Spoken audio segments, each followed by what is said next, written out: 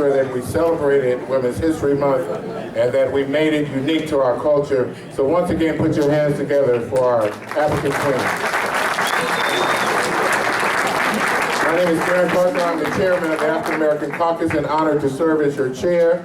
I'd like to call this meeting to order. Our meeting has since been called to order. For those of you that have copied the agenda, I ask that you look at the agenda. Are there any corrections, additions to the agenda? Members of the caucus seeing none, all in favor of approving the agenda, say aye. Aye. By opposed, that like sign. Motion passes. Is Minister Paulette Simpson in the room? Paulette, Minister, would you please come forward? Is the Honorable Javier Becerra in the room? Would you please come forward?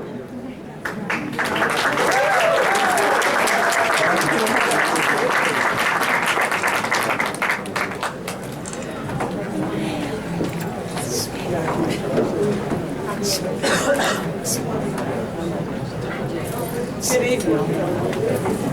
We'll just bar here for a moment of prayer, please.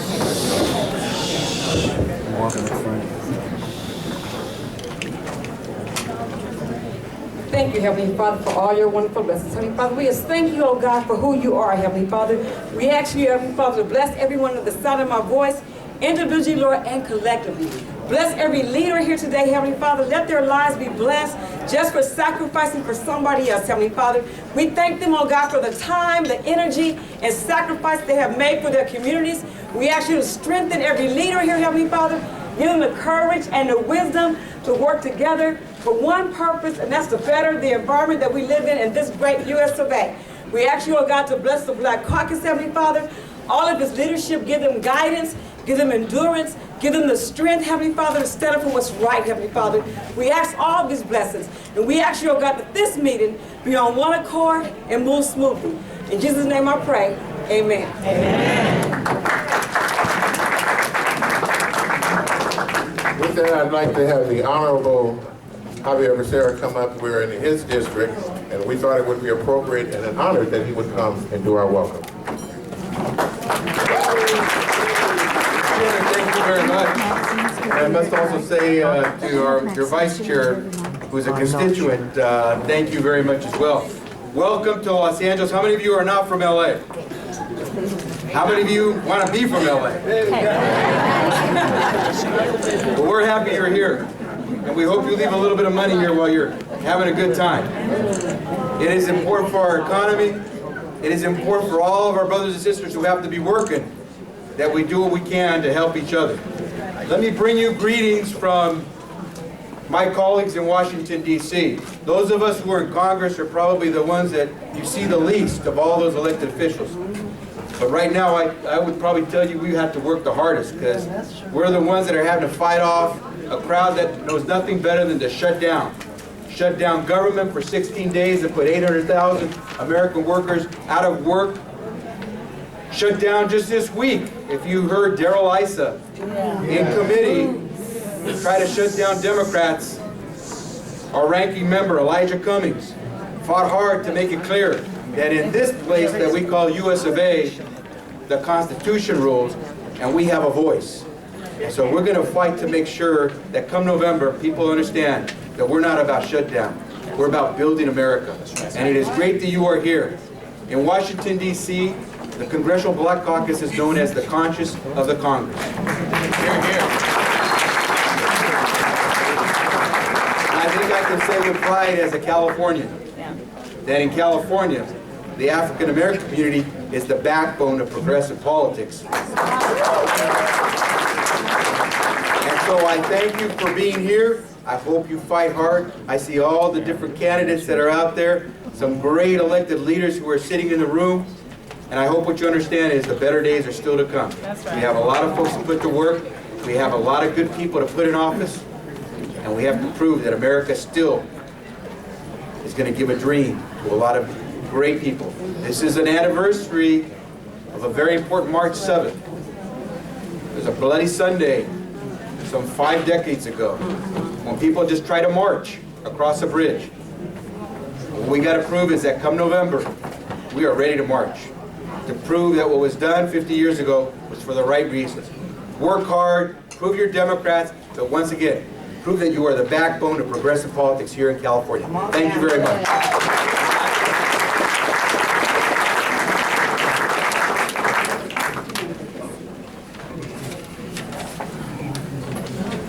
Good evening, honorable members of the caucus. You guys can do better than that. Good evening, honorable members of the caucus. Thank you so much for being here tonight. We have a schedule that is overflowing. You know, and I say that with a giant smile on my face because when we took over his leadership, those that were there 7 years ago, they'll tell you that there was 2 rows of us in the whole room. And now we can't get enough rooms to fill the people coming to our caucus. So give your leadership team a hand. During our opening remarks today is a remarkable assemblywoman. I've had the honor and pleasure of working with her over the last year. And I am so touched by her spirit that she brings it with every constituent that she meets. Ladies and gentlemen, I wish I could go into a long list, but if you look at the program, I have to cut my introduction short. But I would really like to expound on this one, but I can't. I'm going to let the young lady come up. Would you please help me welcome the Honorable Cheryl Brown.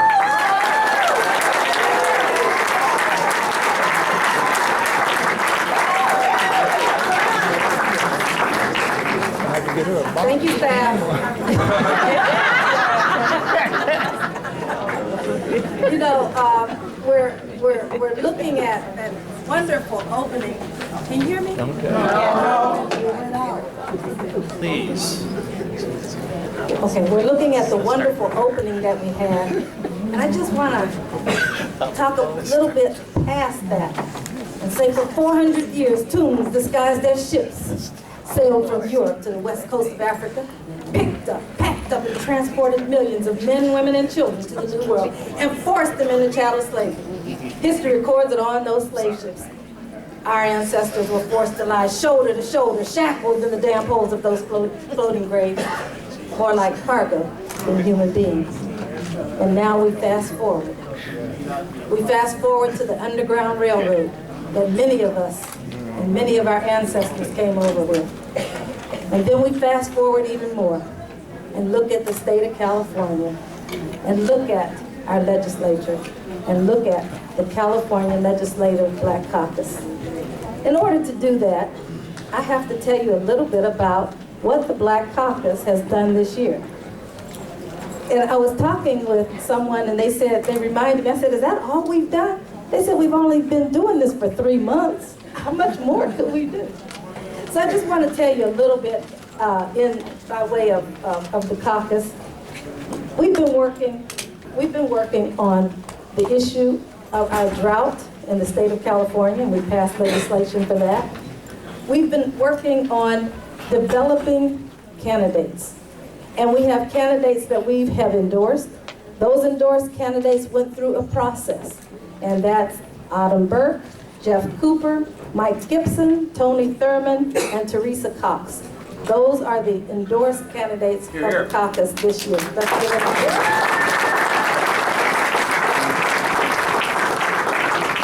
The caucus has also worked on local control funding, and I cannot tell you enough that parents, you've got to get out there and get involved with the money that's coming back to your district, because you're going to be the ones to say what happens to that money. And I don't want you to mess it up, because whenever the Prop 30 money's gone, they're gonna do an evaluation and find out how it was spent.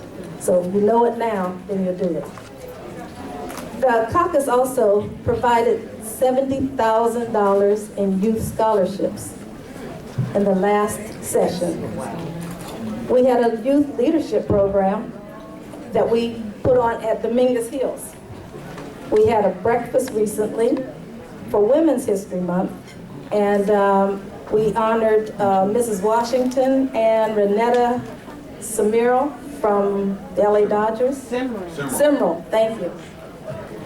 We also had an Unsung Heroes celebration on the floor, where several of us brought unsung civil rights heroes up to the Capitol and honored them, because those are the people that when you look at this year, this is the anniversary, and we want to make sure that we recognize those people who never were walking necessarily with Martin Luther King. They never got the limelight, but they still were the people that were in the trenches. We additionally and finally had an exhibit of that civil rights history through Ebony and Jet magazines in the Rotunda. So the caucus has been quite busy. We continue to be busy. We're going to be doing more. And I just wanted you to know that we are there for you and to carry on the issues that are important to our community. Thank you. Ladies and gentlemen, honorable members of the caucus, this young lady, and as you know, a tradition here in our caucus, is to recognize those that have done good work in their community. Honorable Cheryl Brown, we hereby pin you by taking the pin off my lapel and placing it on yours, making you an honorary member of the African American Caucus for your good work. Ladies and gentlemen.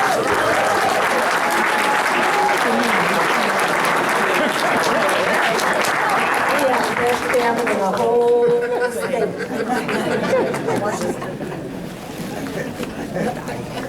Okay, with that, we will move to the reading of our minutes.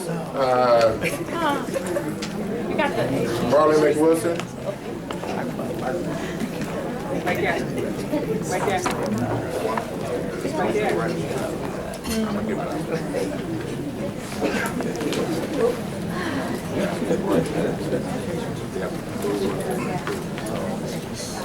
Good evening, everyone. Good evening, everyone. So, if you have your minutes ahead in front of you, there is one correction from the opening remarks. The Honorable Gloria Gray, between 14 candidate for AED. It says 66. It should be 64. Excuse me. Thank you very much. It should be 62. There's about to be a double correction. That is the only correction. I can go through the process of reading this minutes. We are actually 18 minutes behind schedule currently. Do I have a motion? So moved. And a second. Second. Motion's been moved and seconded. We waive the reading of the minutes. All in favor? Aye. Opposed by like sign, motion passes. All right, we now move to our treasurer's report. Bobby Jean Anderson.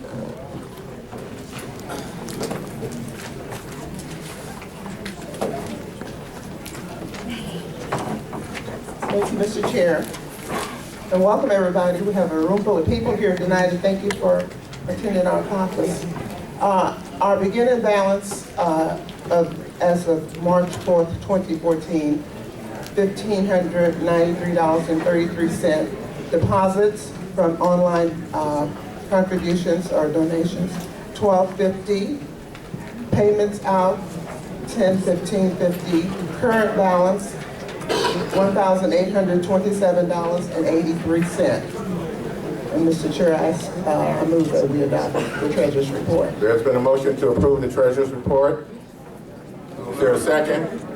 Second. Been moved and seconded. Is there any discussion? Seeing none, all in favor? Aye. Opposed by like sign? Motion passes. And Mr. Chair, one other thing that I'm doing, and you asked me to not wait to do this. I am a candidate for the Los Angeles City Council District 8 at 2015. And I wanted this Congress to know that. Thank you. Okay, well that actually helped me move into my segue. Before we go into the chair's report, there are a few elected officials that are here in the audience that will not get to speak tonight because of their schedule. I think to my right we have the Honorable Assemblyman Chris Houghton. Would you please raise your hand to recognize? Hopefully in the room our past chairman and Assemblyman Reggie Jones Sawyer. Are you in the audience? Raise your hand. The Honorable Steve Bradford, who is the chair of the Select Men on Committee of Boys and Men. Steve Bradford, you in the room, please raise your hand. The Honorable John Frierson, our commissioner for our boxing league. John, in my mention. The Honorable Sebastian Ridley Thomas, I saw you come in, you may not be here, one of our newest assemblymen just elected. Please put your hands together for the With that, I have the honor of bringing up from the Antelope Valley.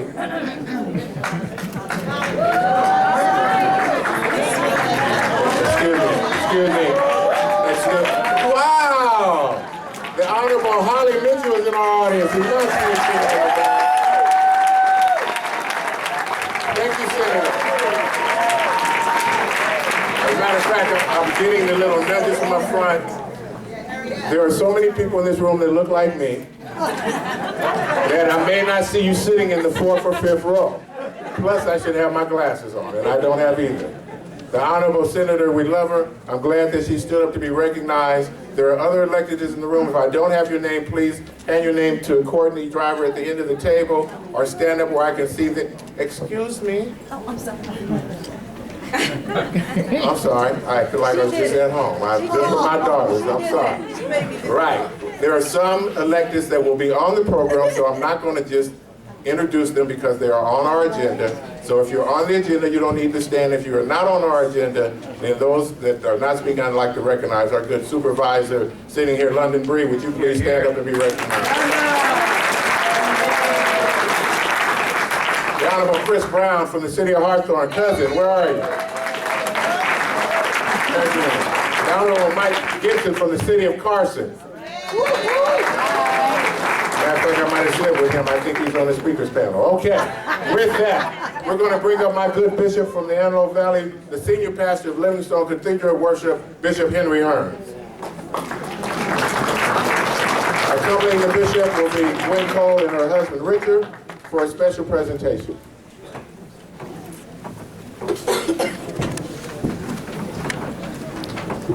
Thank you, Mr. Chair. I've already been introduced, Henry Hearns, Bishop at my church, and very glad to be here and just honored to no end to be among people who look like me. Your ears may not be out as far as mine, but we're all right. And so we appreciate that and we thank God for that. And I'm not going to spend a lot of time because you don't have it for me to spend. But I do want to say to you, and next month I'll be 81, so I was born.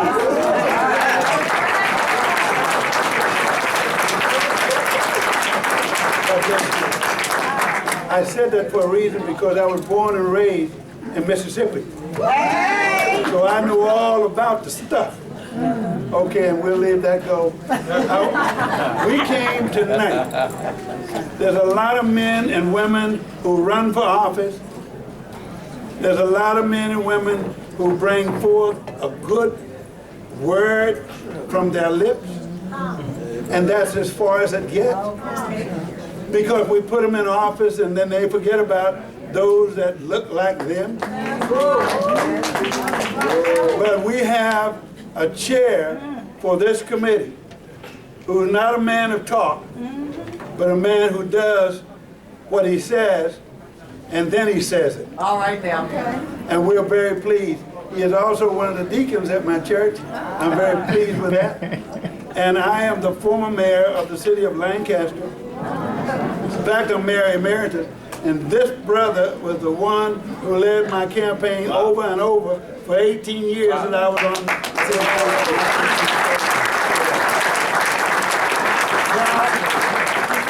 We have we had a march, and all of you know that back 50 years ago, August, 50 years ago, yes. So this past August was 50 years that the I Have a Dream speech was made. We took 18 youngsters from the Antelope Valley to Washington, D.C., who got a chance to put their hands on Dr. Martin Luther King's statue. And we are excited about that, and this brother helped us to do that. So I'm going to leave that at this point. I could go on and on telling you about all the things that he has done and is doing in the Antelope Valley. Be quiet. Oh, I'm not going to fall off. If I do, somebody pick me up, stand me back up, and I'll keep going. Let me just do this, that when we got back on the 13th of September last year, we had a march of about 1,000 kids in the Antelope Valley representing what happened in Washington, D.C.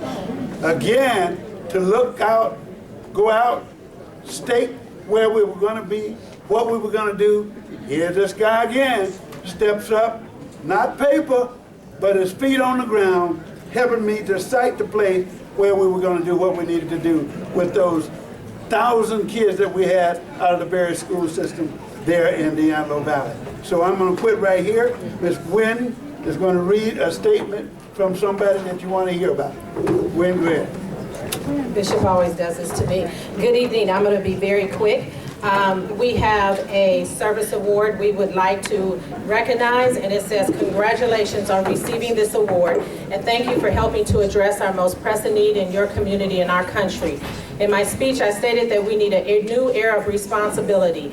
While government can open more opportunities for us to serve our communities, it is up to each of us to seize these opportunities. Thank you for your devotion to service and for doing all you can to shape a better tomorrow for our nation. And it took us 4 months to get this, but this is a volunteer service awards that is 4,000 hours or more to your community, presented to Darren Parker, your chair, from President Barack Obama.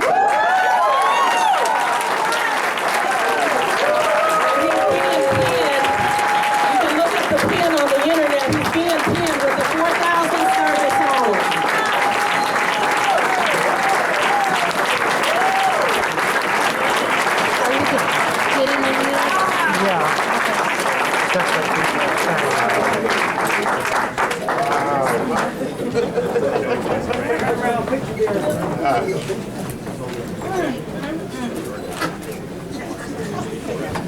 Congratulations and thank you so much.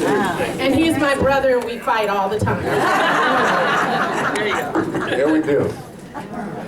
Wow, okay. Let me get my composure. My mom always talked about good works. I have the honor of bringing up someone who also does good works. And this young man got the greatest compliment that I've ever heard my mom give. And for those of you who know me, I was raised by 5 women, have 5 daughters.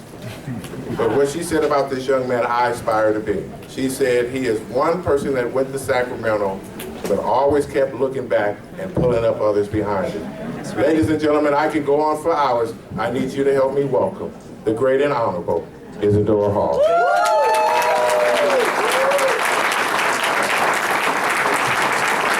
Thank you.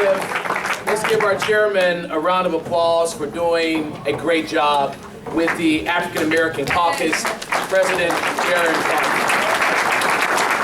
No, he deserves a better applause than that. Let's give him a great round of applause.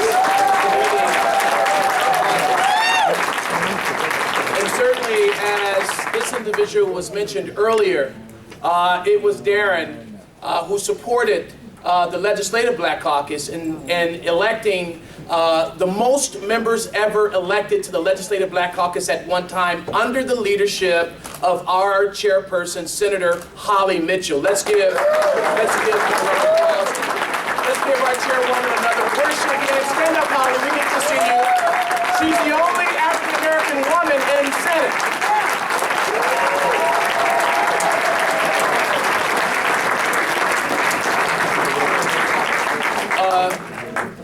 Mr. President, I want to thank you and this caucus for your support, and I was just talking to the Attorney General for supporting ACR 65, which was a resolution naming the Bay Bridge, western span of the Bay Bridge, after the Honorable Willie Brown, Jr.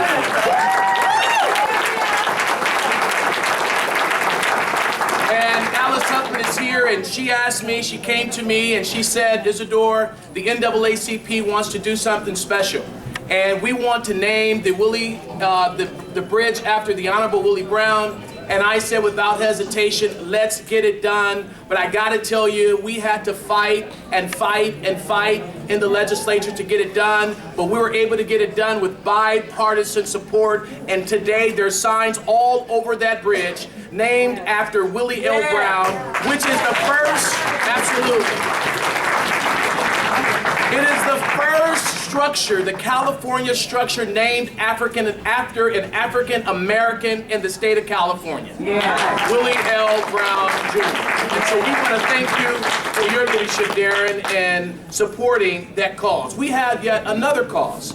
that we are proposing is AB 2444, which is a Confederate, before I do that, we have a resolution we want to give you, actually, Darren, of the resolution naming the bridge after Willie Brown. We want to present you for your support in that effort. Please, let's give President Parker a round of applause for this resolution.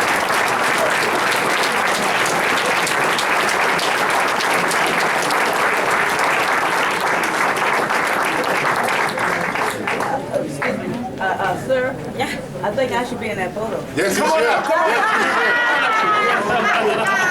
Yes, right in the middle. I always yield Right in the middle. I always yield to, Am I bashful? no. Oh, yeah, You gotta break out of your shyness, Alice. I've never known President Huffman to be shy. But we also have another issue that we'll be bringing forward for support, and that is AB 2444. And that is a resolution that will ban the sale of Confederate flags in the state of California.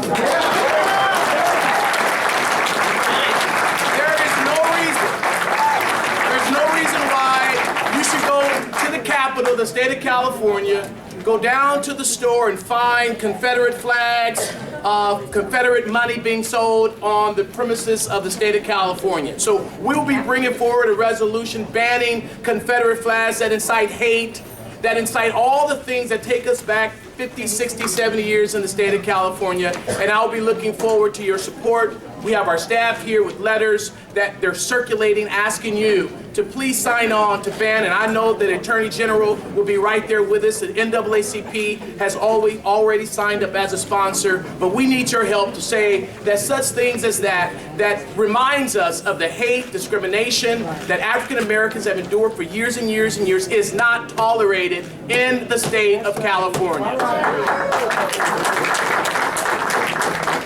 Now, I have a very, very hard job right now, and that is to introduce an individual to this body. She actually needs no introduction. She's the top cop of the state of California. all right. We, in the Los Angeles area, we love her. In fact, we helped get her over the edge. I think President Barack Obama said that she was the most beautiful woman in the United States of America. I'm sorry, under Michelle Obama. But I also believe that not only is she the most beautiful person in the state of California, but she's also one of the smartest African American women in the state of California.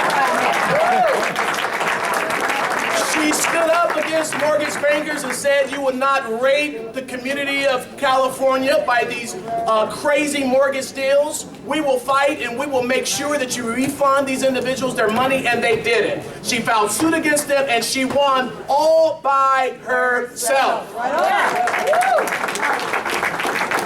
She's also on a campaign, I'm quite sure she's going to talk about it, to fight and combat truancy in the state of California that's leaving our kids behind. And we're going to stand behind her as a Black caucus, as the caucus, as people of the state of California, believing in education for minorities in the state of California. So having said that, please give an arousing applause for one of my dear friends, the top cop of the state of California, Attorney General Kamala Harris.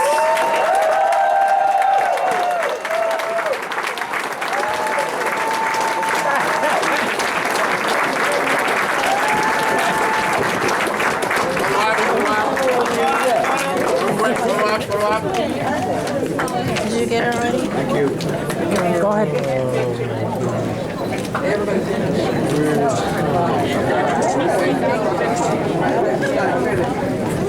All right, can we hear it for Isadora Hall? Yeah. You know, I have the occasion and the opportunity as your Attorney General to spend a lot of time in Sacramento and walk the halls of the Capitol looking for folks to talk with about action, not just words. Isadora Hall is among the leaders when it comes to action in our assembly, as are the members of the Black Caucus, who each day really show the importance of having this voice, because we have a lot of work to do. Yeah. And we have a lot of people to represent who are often very voiceless, which makes the bar very high and the challenge very high. And these, your leaders, represent every day.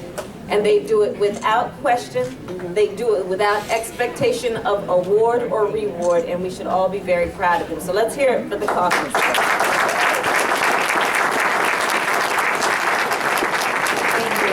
Bless your heart for that introduction.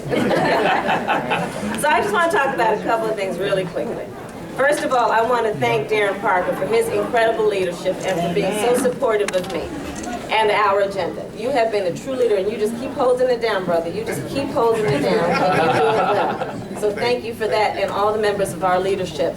You know, I'm up for re-election this year, and I am standing for re-election as your Attorney General for the same reasons that we did it 4 years ago, and that this group was so very supportive. Among the many priorities we had was, yes, making sure the homeowners of California got a fair deal in that negotiation with the 5 big banks of the United States, and yes, we brought back $20 billion, knowing that we that certain communities, including the African American community, was disproportionately impacted by that crisis. The other thing we have talked about continuously is the need for us as a society to be smart on crime, to do the work that is necessary to understanding that if we are going to deal with it as a challenge, we must be heavily invested in prevention as one of the first and best ways to ensure public safety. So to that end, I made certain promises and commitments to this body that I'd like to now report on. Part of the challenge that we know we have faced as the state of California is we have had one of the highest recidivism rates in the country. Known offenders who reoffend. Our recidivism rates have gone somewhere between 60 to 70% of known offenders who upon 3 years of their release reoffend. If you had a failure rate in any other system of those numbers, we would require drastic repair. So one of the issues that we are now facing as a state is we are in the era of realignment. I support Governor Jerry Brown when he said, along with the Legislative Black Caucus and others, we're going to pass AB 109 and shift the responsibility from the state to counties to deal with low-level offenders. Well, I'm here to report to this caucus. Last year, I created a new division of the California Department of Justice, and it is named the Division on Recidivism Reduction and Reentry. And in particular, its goal and its focus will be to support the 58 counties of California in creating re-entry initiatives, like the one I created when I was District Attorney of San Francisco, to bring our young offenders back into the community with job skills, with educational support, supporting their youth and their natural desire to parent their children, and doing that work in a way that has been proven to achieve the goal everyone has, which is public safety by reduction of recidivism. So I'm going to look for your support because we decided to make Los Angeles our pilot. Here, here. And we did that for a good reason. We've got incredible leaders here, and we've got the resources and the will to know we can be creative. And with criminal justice policy, we must agree that we may not and should not be burdened by tradition in terms of how we have handled these issues. That instead, let us engage in innovation because we will be smart on crime. Number two, another issue that I've been dealing with your help and with the support of the caucus has been the issue of elementary school truancy. That's right. Why? When I was District Attorney of San Francisco, now let me tell you something, I have personally prosecuted everything from low-level offenses to homicides. When I looked at who the homicide victims were, who were under the age of 25, the victims of homicide who were under the age of 25, I learned that up to 94% of them were high school dropouts. When I went over to the school district and asked, what's going on? Well, of our chronically and habitually truant students, up to 40% were elementary school students. Kindergarten through 6th grade who were missing 50, 60, up to 80 days of a 180-day school year. So when I became your Attorney General, I decided we're going to examine this as a statewide concern. And we published last year the first statewide report on elementary school truancy. Let me tell you what we found. We found that we had last year 1 million children who are in elementary school who are truant in California. We found 250,000 children in California last year who missed over elementary school children, who missed over 10% of the school year. We found that the reality is we leave on the table as a state every year $1 billion because the school districts are not reimbursed for the day that child's not in school. We learned that what we all know in this room, the associated cost with a high school dropout every year to California is over $40 billion in what we put into otherwise our public safety systems, our social services systems, and lost productivity and wages and taxes. So, we have made certain recommendations that we are taking to Sacramento that will require California to take more seriously this issue. And why should this caucus be concerned? Well, because we probably know that if you look at an African American man who is between the age of 30 and 34 and is a high school dropout, it is likely, 2/3 likely, that he is either incarcerated, has been incarcerated, or dead. When you look at the statistics, they are very clear. If you improve graduation rates by 10%, you decrease serious and violent crime by 20%, which translate in California to almost 500 homicides a year. So here's where I'm going to close with a request. Part of the findings were, and I was actually surprised. So first of all, I think that when it comes to public policy as it relates to children in need, we've made certain mistakes. And one of the mistakes we have made about public policy as it relates to children in need is that we have been a little paternalistic. And we have said about that child in need, let's wag our finger, it must be those parents. Instead of informing public policy around children in need from the more accurate premise, which is the vast majority of parents have a natural desire to parent their children well. Come on now. But not necessarily the resources or the skills. So when we're talking about good public policy around a child in need, our first thought should be how can we help that child in the context of that child's family. That's right. There is another piece. There's a myth when it comes to public policy around children. And that myth is that children are resilient. Yes, I heard that. The myth that, oh, they'll grow out of it. Or look, he's playing in the playground, he's fine. Or they'll catch up. No. What happens in the life of a child, if we don't take it very seriously at that moment, it will forever be imprinted on that child who will quickly become an adult and then otherwise be categorized as a menace to society. That's right. So what I found in our research is one of the specific issues is this issue of third grade reading. And I'm going to finish my comments with this one. Third grade reading. So here's what is undisputed. If a child by the end of third grade is not at third grade reading, they drop off. They don't catch up. They literally drop off. So we've got to caucus, engage in a public education campaign around our parents who have a natural desire to parent their children well, to reinforce this point, because a lot of these young parents don't know this. They don't understand that child. We've got to get that child through third grade. I'm almost at a point, I have to confess, I hope there's no precedent here. I'm almost at a point of saying to folks, your only job after that baby is born is to get him through third grade. Then you can give him away. Just get him through third grade. So part of what we've got to do is, as our challenge, to be smart on crime, to be smart with public policy, to think about the future, that everyone who fought 50 years ago for the Civil Rights Act, the Voting Rights Act, when they marched that beautiful march in Washington, D.C., it was their dream that we would continue to do the work they understood is necessary to any good dream achieved, which is be awake, and be alert, and be conscious, and be active. So as we go forward with our agenda until we meet again next year, let's deal with these two issues in particular. Thank you.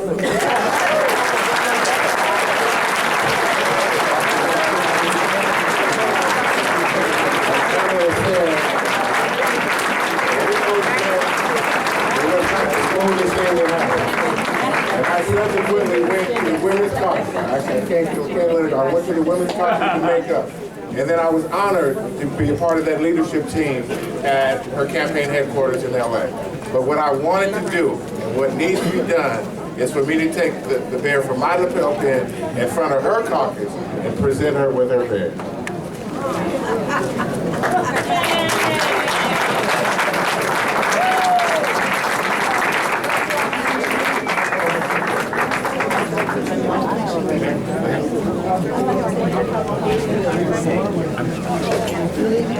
With that, we have the honor of jumping into our political director's report.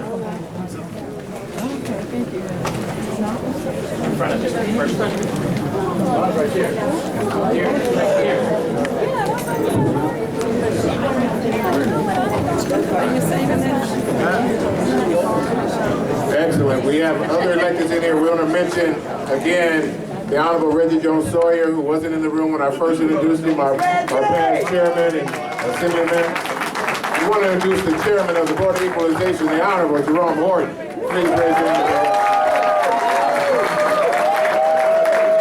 We're going to quickly move into our political report. I'm going to ask that Javon cut his report down because there are copies on everyone's seat. Elvira, do you have anything to report today? Oh, yes, I want to piggyback off of what the Attorney General said. 30 seconds. 30 seconds. Okay, so with the third grade, just know that on the 18th birthday of those that she talked about that couldn't read in third grade are dropped off at the men's prison for processing. Okay? Turn the mic over here. In here. Try it again. I said just to piggyback off of what you... Lean into it. Lean into it. Is there you go. On the third grade, statistics that she talked about is absolutely true. I work at the men's prison in Chino, been there for 23 years, and just know on the 18th birthday that night, they dropped them off, and we started in the process, which is a sad thing, which makes me kind of proud to say that I've made a merger with the California Correctional Peace Officers Association and the California Department of Corrections and Rehabilitation, and have gotten a Southern Academy started in Southern California, where the academy is 16 weeks now. When I went 23 years ago, it was 6 weeks, which will afford people that skin to me to be able to attend. Nobody can leave home right now to go and get those jobs for 16 weeks. So that's my Southern California report, and I'll also be doing something on the veterans recruitment per the State of the Union address from our president. Mr. President, can we be very clear? Tonight I will be the heavy in the room. So if you're asked to speak for 30 seconds, I will stop you at 30 seconds. I just want to be very clear with everybody. This is not, don't be mad at the president, you can be mad at me. I got real big broad shoulders. Hakuna Matata. But if you got a minute, you will have a minute. If you have 30 seconds, you will have 30 seconds. If you go over your time, Javon, you get a pass. You get a 30-second pass since our other director gave a minute report. But if you go over your time, I will start to talk over you. Thank you very much. He will too. Thank you, Marlon. I appreciate it. Northern California love going on. And we love Northern Cali. Northern Cali. Can everyone hear me? Yes, Mr. Bond. I got a voice for you. Hello. Can everyone hear me now?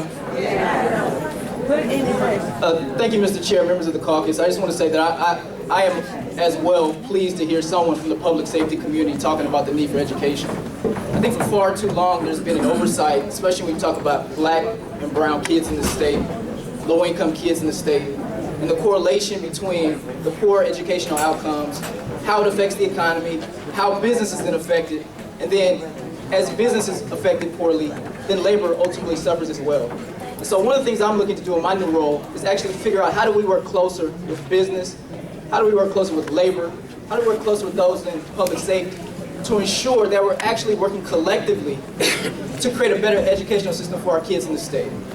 With that said, each of you should have on your chair our legislative report for this caucus. What that is a compilation of priority legislation for members of the California Legislative Black Caucus.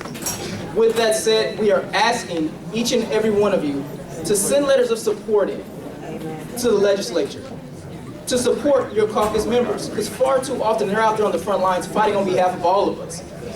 We have to let others know that they're not alone.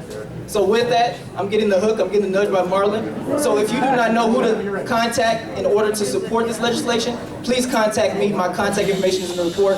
Thank you very much for your time.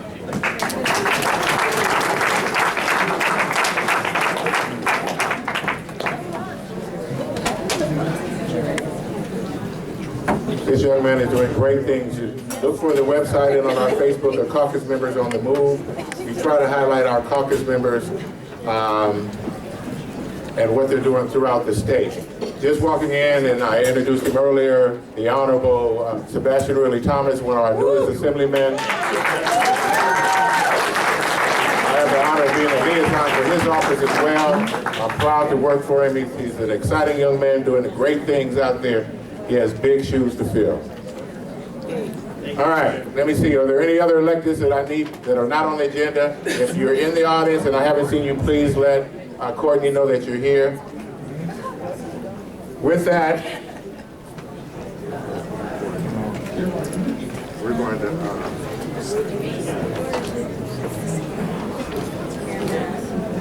Mister, are you ready to do your report on resolutions, or can't we defer that until after we have a couple of speakers?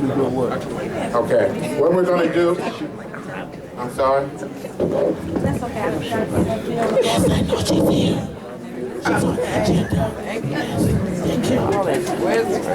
All right, ladies and gentlemen, we're going to defer slightly from our... Yes.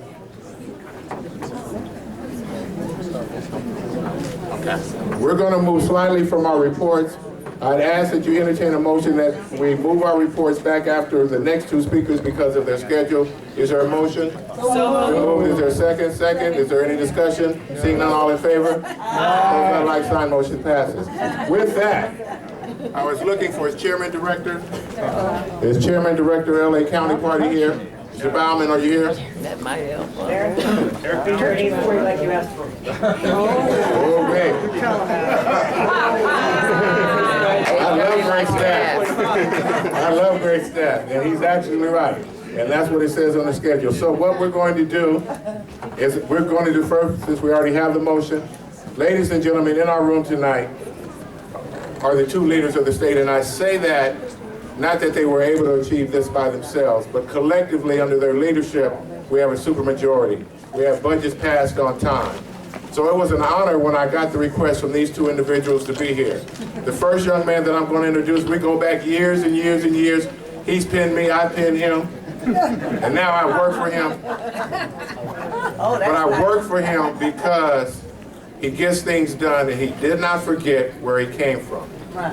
He's the same man I knew 20 years ago jumping on fences and climbing on cars as he is as the Speaker of the Assembly.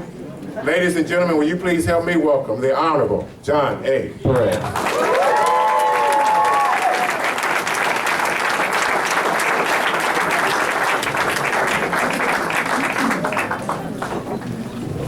Good evening, brothers and sisters. It is good to be with you tonight.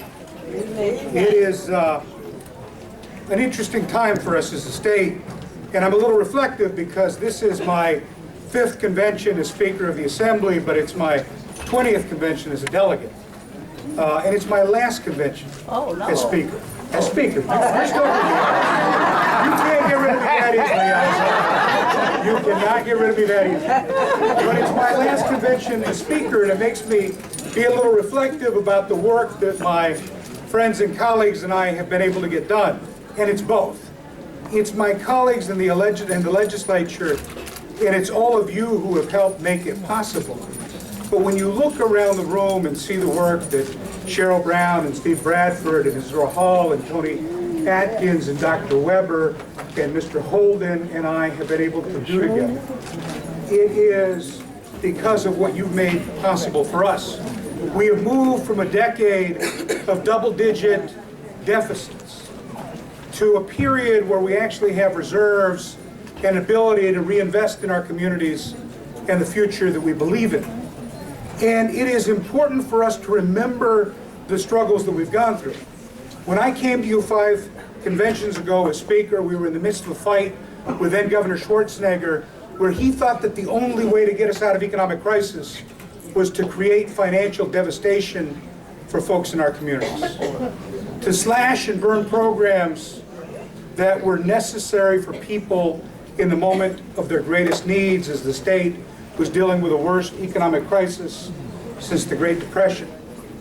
A set of solutions that would have literally cost people their lives by eliminating things like the AIDS Drug Assistance Program and dialysis care for people with end-stage renal failure. A solution that thought that the way forward was to move 430,000 people from employment to unemployment. The nation's only work to welfare program, where he attempted to take away stage 3 child care from single parents who had worked their way off to dependence and needed just a little bit of help with child care to get through and be able to take care of their kids. And my colleagues and I, because of the strength you gave us, were able to fight back.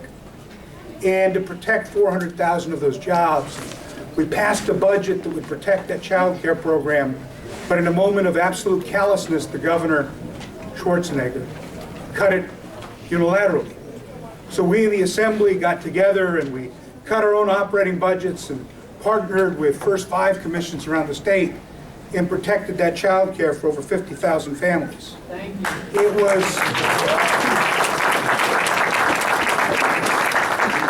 It was a realization of what that meant for people to move forward, for there truly to be opportunity.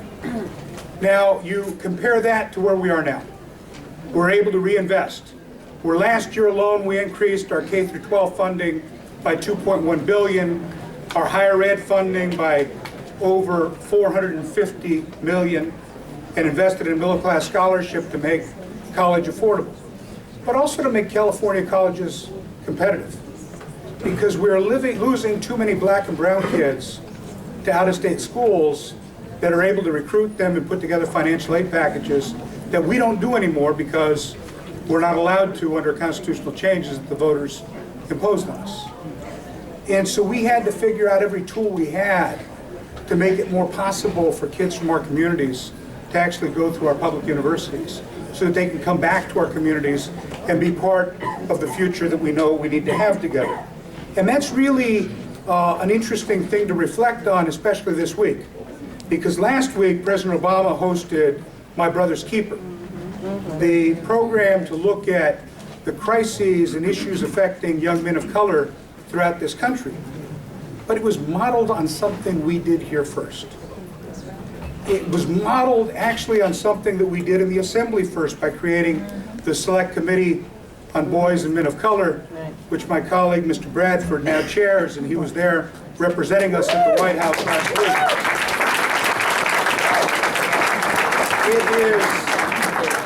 It is so important that we look at these structural barriers. But it can't be something we do just in one specific place. It has to inform everything we do. Now, you know we're in the middle of a drought, right? Right. And so we just passed the drought package. Now, what does that have to do with this? We were able to put together $40 million in the drought package to increase funding for things like conservation corps and employment opportunities for young folks in our community to really play a constructive role in doing conservation education and doing fire abatement work. Giving people a chance to work as part of the solution has to be something that we invest in every single piece of the work that we've done. And you know that we're in a crisis with respect to the future of our criminal justice system. A criminal justice system that too often treats different people disparately for reasons that have nothing to do with real measures of criminality. Right. And so we have put together a working group to deal with issues of justice realignment, so that as we move forward, we look for real just approaches to the criminal justice question. And so I want to thank you for the partnership that you've had with us, for the work that you've done to make that work possible, because we know that we're better off because of that partnership. And we are now in a place, as I said, we have ongoing reserves. And so as I'm moving out of my way out of the assembly and hopefully into the controller's office, where I can continue much of that work. Because we know that that's not just a question of dollars and cents, but it's a question of how we use the 81 boards and commissions and our pension funds to leverage for investment in our communities, to move the dialogue in places that people don't usually think about us. And so I'm looking to do that work, and I'm going to need your help as I move forward, and I hope to have your help. But the work in the legislature continues. And it continues because, again, of this partnership that I've talked about, and the fact that my colleagues and I have come together around somebody who's going to continue that work in that same spirit of investment and partnership. And if you would, please welcome my successor, the next Speaker of the Assembly, a phenomenal leader for all of us from the San Diego area, Assembly Majority Leader Tony Atkins.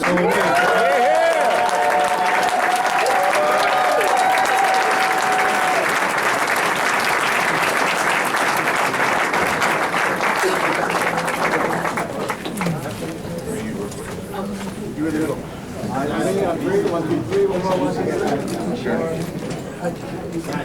Breaking news. Breaking news. Breaking news. Good afternoon, Democrats. How are you? Oh, it's good night. Good night, Democrats. How are you? You know, it's not the work I mind, it's all the photographs. I've got to be honest. You know, thank you for giving me a few minutes to say hello and to let you know who I am here tonight at the convention. You know, I appreciate and I'm really glad that Speaker Perez talked a lot about what we've been doing together these last years. And I'm thrilled to be here and see my colleagues from the Assembly, but also in particular from the Black Legislative Caucus. And I was asked tonight to talk a little bit about women in elected office. And you know, I know we just came out of Black History Month, and we're heading into, this is Women's History Month, and tomorrow is International Women's Day. And I want to thank you for making that one of the themes of your caucus. So how are we doing? Well, today we're fighting some of the same battles that we've been fighting for decades.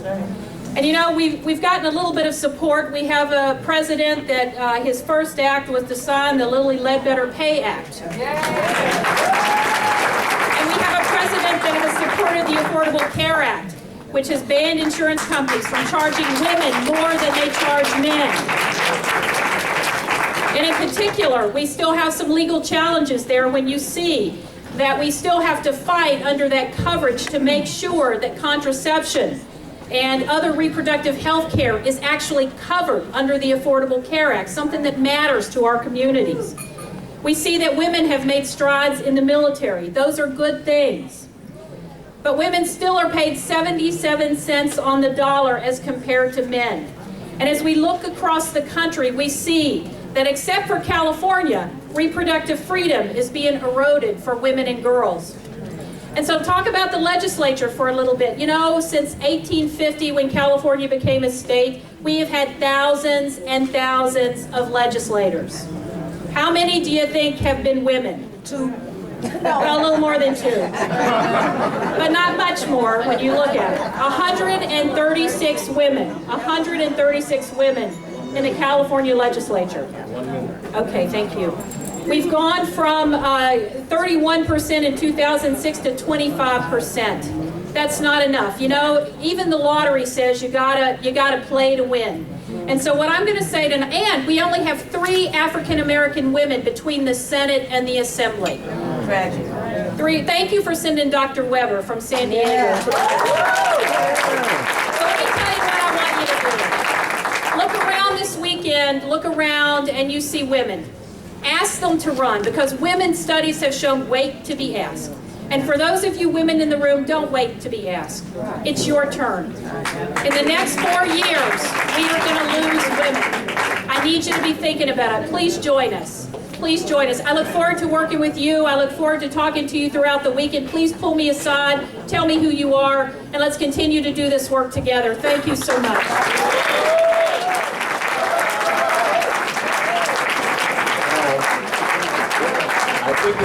doing for our caucus. I'm not sure if we've ever had the speaker and the new speaker at the same meeting. But we're doing great things here. And for those of you who don't know what she does in the San Diego area and as the majority leader, she's second in command. So when John puts out an order, it's this young lady who makes sure it gets done. I know firsthand. I happen to work in that office, and I see her influence and her strident soldierism from where she is in San Diego and how it transcends across this state. I am proud to take the pin off of my lapel and place it on our new speaker's lapel as a member of our caucus.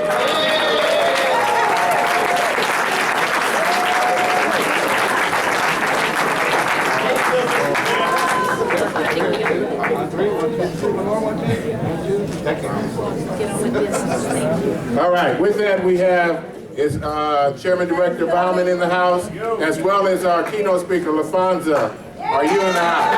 There's the IU in the house. There's the IU in the house. There's the IU in the house.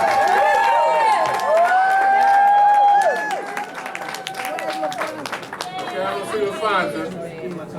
Oh, there she is. See, I got a story about that.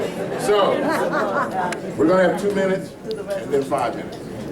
We're going to bring up the chairman director. His staff was correct when he said I told him to be here at 8:40. So, Adam, you were correct, and thank you so much for keeping me on task. But I wanted to bring the chairman director in to do the introductions of the speaker and the new speaker. Unfortunately, their schedule was pushing them ahead, so we had that motion. We'll move back to regular business. Before I do that, I see our Honorable Insurance Commissioner, Mr. Dave Jones, in the house. Put your hands together. Ladies and gentlemen, will you help me welcome the chair of the Los Angeles County Democratic Party, the vice chair of the California Democratic Party, the chairman director in LA Psalms. A good friend of this caucus, has been here at every caucus meeting since we got elected. Ladies and gentlemen, put your hands together for the Honorable Eric Bauman.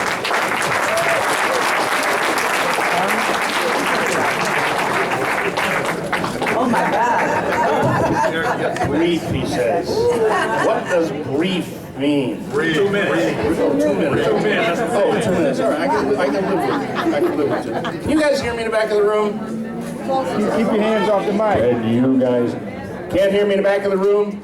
Can you hear me now? I guess I have to talk in my SEIU voice from my days at Local 399. First of all, I want to make sure, did everybody get one of these wonderful Kamala Harris LA Democratic Party baseball cards? Yeah. They were just released tonight, just hot off the presses. You make sure you get one as you walk out the door. There's folks handing them out. These are special for you.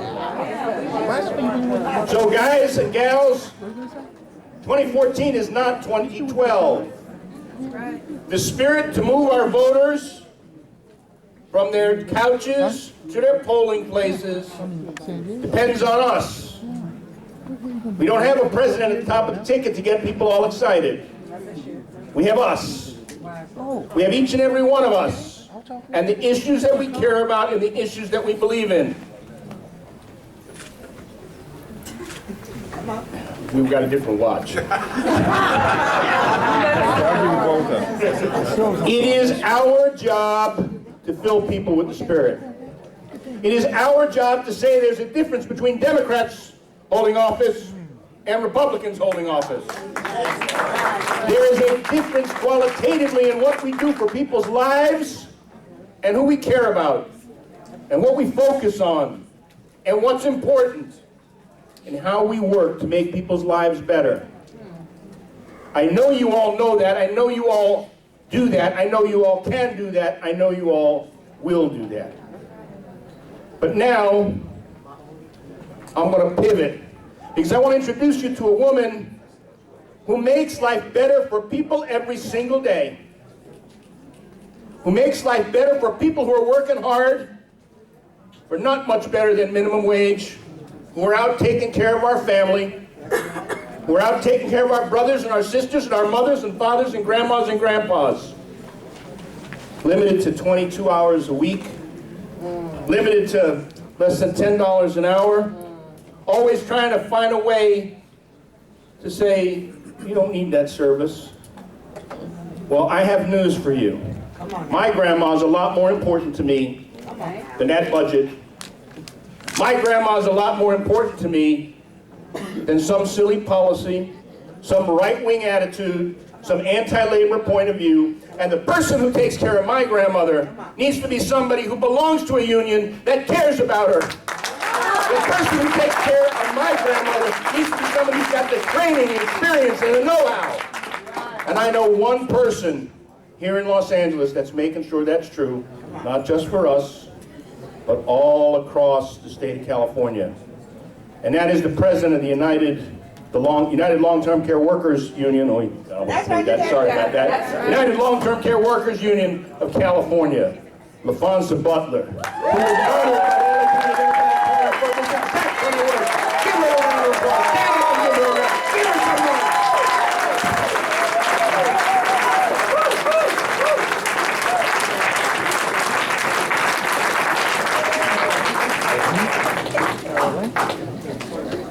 I told Eric he had his Baptist preacher vibe going on.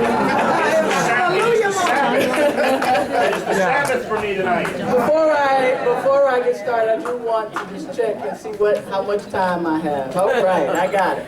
So the slide 5 and counting.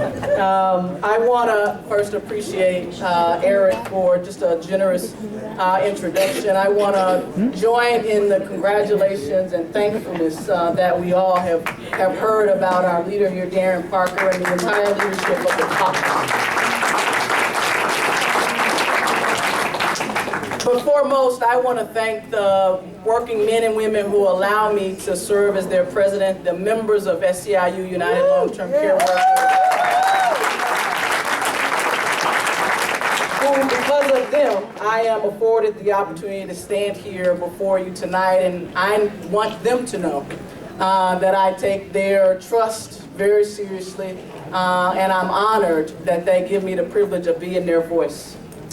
I was asked to talk briefly tonight about the importance of the connection between the labor movement and the black community. And I think in order to talk about that, we have to know our shared story. We should understand the history that we have collectively as the labor movement and the black community, the stories of exclusion. We have to know the story of being left behind. We have to have heard the stories of dismissiveness. Along with that, we have to understand the story of struggling, fighting, and winning together. Amen. A lot of folks may not know, blacks were not allowed, they were not wanted in the AFL. That's right. I often say that the labor movement has been historically 3 things. And you can pretty much count on it being those 3 things. You can count on it being male, you can count on it being stale, and you can count on it being pale.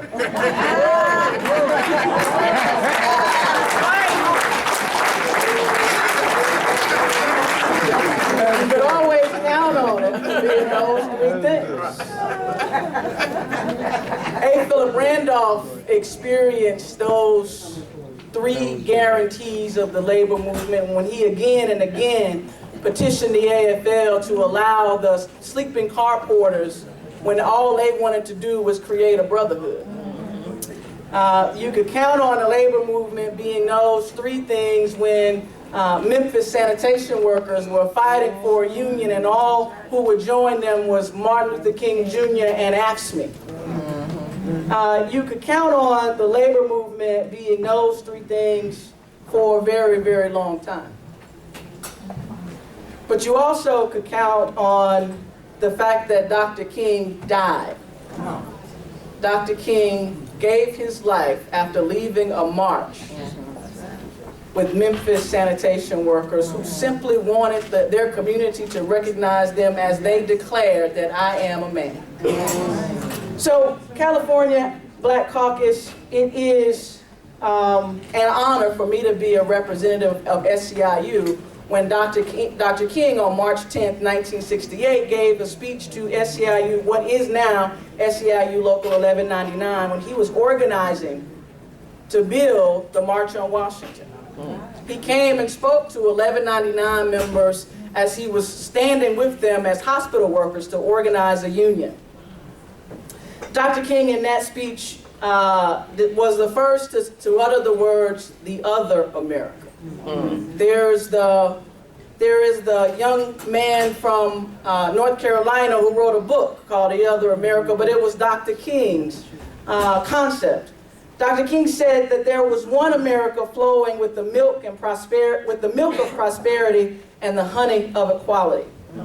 But the other America, he said, lived in conditions where there were no wall-to-wall carpets, but more often than not, in the other America, there were wall-to-wall roaches. And Black Caucus, I believe that as we stand here 46 years later, we all know that there still is the other America. And today, when 1 in 8 children go to bed hungry, 1 in 5 live in poverty, 28 million women live on the brink, 1 in 4 seniors can't afford to pay their bills, when 1 in every 15 black men have been incarcerated, when 50% of black boys are high school dropouts, and when a young boy carrying Skittles and an iced tea, when his life can be deemed so invaluable, I stand today to say, yes, there is the other America. And so why does labor and the black community have to be connected? Because we are one and the same.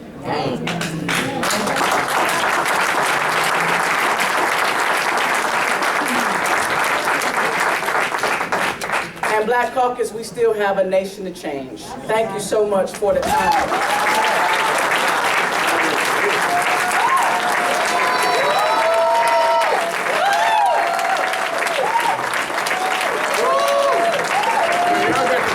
Wait. Is anybody still sitting down at the end of that? The reason why we brought her up here to bring that message, because sometimes we forget that we are one and the same. And I don't have to tell you about her good work. She just talked about her good work. But let me tell you, this young lady, as president, please be seated, as president, was at an event, doing an awards event.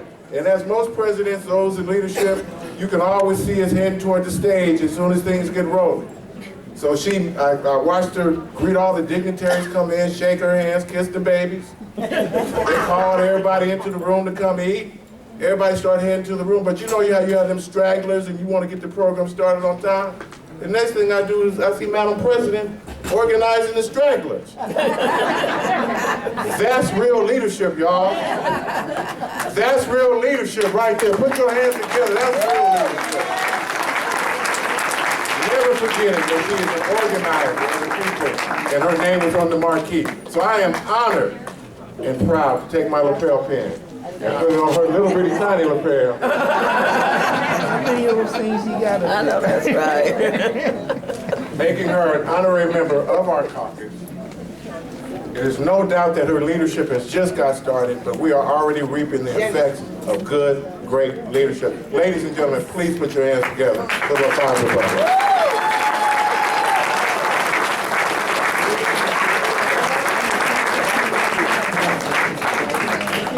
Okay, with that, as you know, we have a crowd of people that are candidates that are coming up. We have 2 reports. Courtney, are you ready to do your report? 1 minute? Yes, you can do it from there if you like. Okay, I'm going to be brief. I just want to announce that the CYD Black Caucus is having our meeting at 11 o'clock tomorrow in the Palace Verdes room. We're having a panel discussion about leadership, leadership at different levels of age, and how we can all work together. So please, if you can, come out tomorrow at 11 o'clock. Thank you. Courtney, quickly tell what title you have now with the Young Dems. What were you just elected to? What's your position? So many titles. I'm a National Committee Woman for California Democrats. All right. And with that, Mister, we have a regional director's report. Are there other regional directors in the audience? Would you please stand? If you're a regional director of the African American Caucus, please stand. Mayor Whitman doing great things in the Inland Empire, bringing out African American candidates all over the place. Keep on, Renee. Thank you so much. Minerva Williams in Santa Clarita, changing the color of Santa Clarita. Thank you, Minerva, for all you and Ty for your hookup today with the audio and visual. I wish we had more time to do more reports, but you'll see them on our web and sent out to the membership via email. Mister? You can read the resolve. Alice?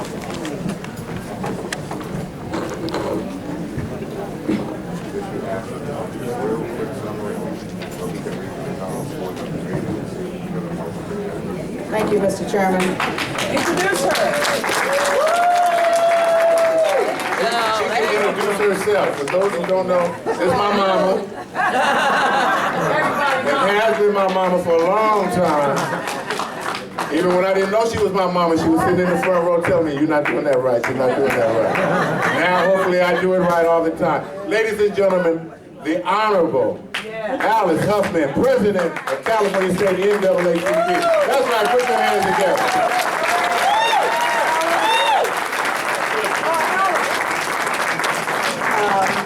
Sisters and brothers, I am here on a very serious resolution. I ask and I thank the leadership of the caucus and Mr. and all who obliged us. Luckily in the NAACP, nobody owns me. And I can tell you the truth sometimes. And I'm here to tell you the truth about Senator Rod Wright. You know, black people have to be careful. Nothing that you read may be as it appears. And that's the way it's always been. So I have an article in the Sacramento Observer calling for Senator Rod Wright to stand his ground. If you peel back that case, it's a bogus case. That's right. He is assumed guilty because some jury who had misinformation, a misassignment, said he's guilty. I think we should stand by him as he stands his ground for an appeal. And sisters and brothers, we can't be quiet when an injustice is done. Even if we don't change it, we have to speak out. The members of the caucus, our friends work hard, and when they meet a tragedy, we have to rise. We call on them all the time. We use them up all the time. When something happens to them, we must stand up. So this resolution is asking us to stand and support Senator Wright as he goes through his appeal process.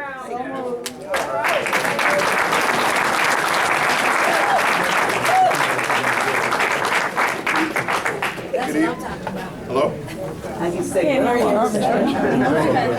Good evening, California Democrats. Good evening, mister. Good evening, California Democrats. Good evening. Okay, so first I'm going to start with the resolve clause for Madam President's resolution in support of the senator. And that resolve clause is, therefore be it resolved, we urge Senator Wright to stand his ground and appeal this awful decision because his services to California are needed more now than ever. That is the resolve clause, and that is the resolution that we'll be voting on momentarily. Moving on to the other activities of the caucus since our last meeting, we had the opportunity to participate in a candidates forum over in AD 15. We've also done a review of the party platform. I'd like to acknowledge the individuals that helped with that. One is John Harris, Adekinjo Esitoki, Joe Jackson, and Taisha Brown. Thank you very much for assisting the caucus with that.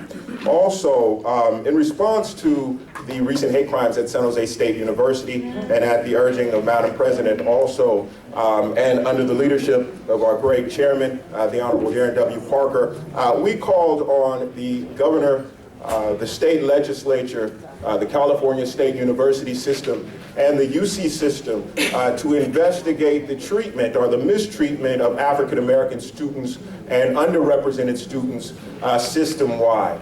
We did get a response from the UC system. They are very responsive to our concerns. But more importantly, I want to acknowledge the speaker, Speaker Perez, because he also received that, and under his own initiative as well, he actually started a special committee to investigate the climate in the school systems in California to make sure that all students feel welcome in California public schools, regardless of their race or any other identifiable characteristic they may have. So can we please thank Speaker Perez for doing that?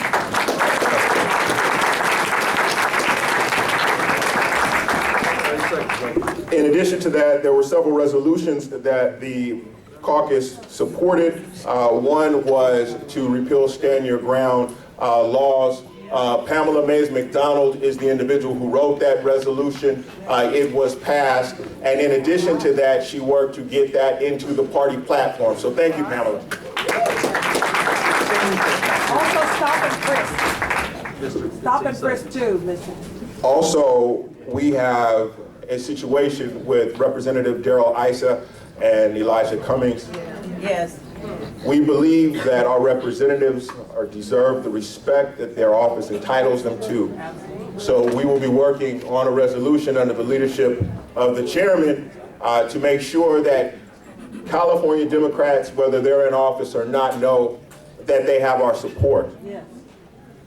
In addition to that, we have another resolution that we've worked on. It's the Reporting of Crimes Against Children resolution. What we are attempting to do, we have about 30 co-sponsors on this resolution already, but we are trying to protect children from major crimes. Those crimes, murder, rape, and lewd or lascivious acts. So what I'm going to do is read the resolve clause for that. If you are interested in signing on as a co-sponsor, please see me after the meeting. Therefore, be it resolved, the California Democratic Party calls on Governor Jerry Brown and the California State Legislature to expand existing state law to mandate that any person who reasonably believes that he or she has observed the commission of a murder, rape, or lewd or lascivious act where the victim is a child under the age of 18 years shall notify a peace officer. We are looking for additional persons to support that, so please meet me after this meeting to sign on. I also want to tell you, please go to our Facebook page. We are doing a lot of good work there. We're putting out a lot of information. It's facebook.com/CDPAAC. And finally, and this is it for me, I'm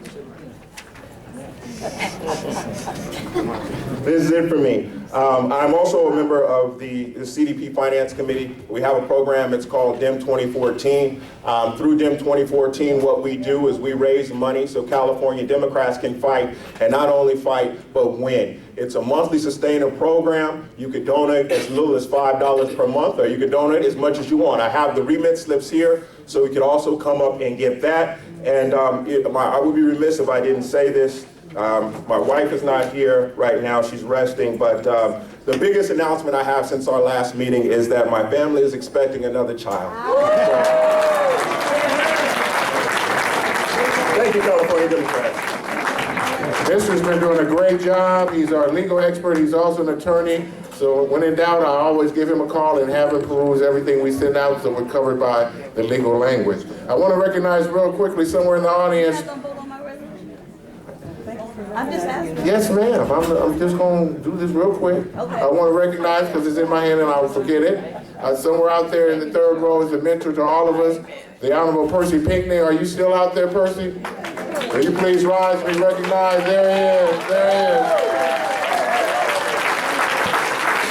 I'm honored to be one of your mentees. Okay, then, moving back to Alice, keep an eye on me. There's been a resolution presented. I'd entertain a motion for that resolution. Is there a motion? It's been moved. Is there a second? The second, is there any discussion? Seeing none, all in favor? Opposed by like sign, motion passes. That resolution passed. Thank you so much. All right. With that, I want to also announce before we move to our Vice Chair's report that Dr. Denise Fleming, who was formerly one of our regional directors, has now been appointed to our California State Education Chair. She is a board member in the city of Moreno Valley, and we're going to have her watching the LCFF for us, and she will have a report. We also have a PowerPoint that we'll be sending out to the members. In our audience is also Assemblyman and now Commissioner, the Honorable Mike Davis. Would you please raise your hand to be recognized? With that, we'll move to our chair's report, and then we'll move into all our candidates' introductions. Vice Chair. I would like to. Hello, African American Caucus members. Hello. I'm sorry, did I wake you up? Hello, African American Caucus members. All right, I'll be brief. I just want to say this is the month that we are celebrating Women's History Month, and I want to extend the fact that we are moving forward, becoming candidates, leaders, and more legislative leaders.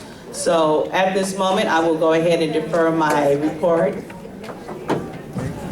Thank you, Madam Vice Chair. There's no need to approve her report as she's deferred her report until our next meeting, and you'll see it in your email. Right now, we have the honor and privilege of starting our candidates. There are a lot of candidates that are looking for endorsements this weekend.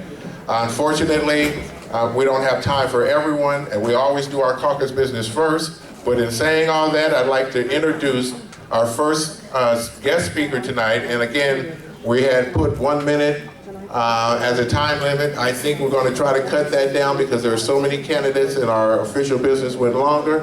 We'll start with 1 minute for each candidate, and our first guest speaker, oh, I'm sorry. I forgot to introduce and recognize the Honorable John Cheng, our controller, who is now running for our treasurer. He's been a member of our caucus since before I was the chair, when I was just a member, a good friend of this caucus and a good friend of mine. Thank you, John, for being here tonight. With that, we want to start with our first speaker. Our first speaker is Betty Yee.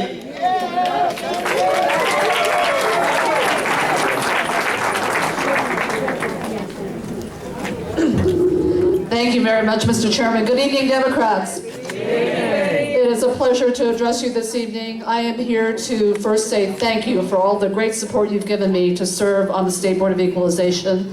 I am a candidate to become your next state controller. It's very simple. I want to continue to build on the wonderful work of our current state controller, John Chung. I bring 30 years of discipline in public finance and tax policy to this job, and I am ready to serve. You heard from LaFonza Butler earlier, and I want to do my part. Frankly, government needs to do more of its part to be sure that we are ensuring equal opportunity, full equality, and justice for everyone. So I really respectfully and humbly ask for your endorsement vote tomorrow. Betty Yee for State Controller. Thank you very much. That's what I'm talking about right there.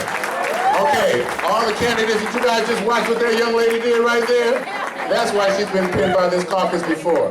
Member, longtime member of our caucus. Our next speaker, longtime friend, what?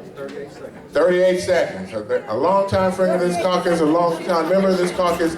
If he's still in the room, the Honorable Alex Padilla. Are you still in the room? Okay, he's making the rounds. Next on our guest speaker list, from Northern California, the Honorable Senator Leland Yee. Are you in the room? Okay, they're making the rounds. It is an honor to bring up this next candidate from Southern California. Ladies and gentlemen, help me welcome Autumn Burke.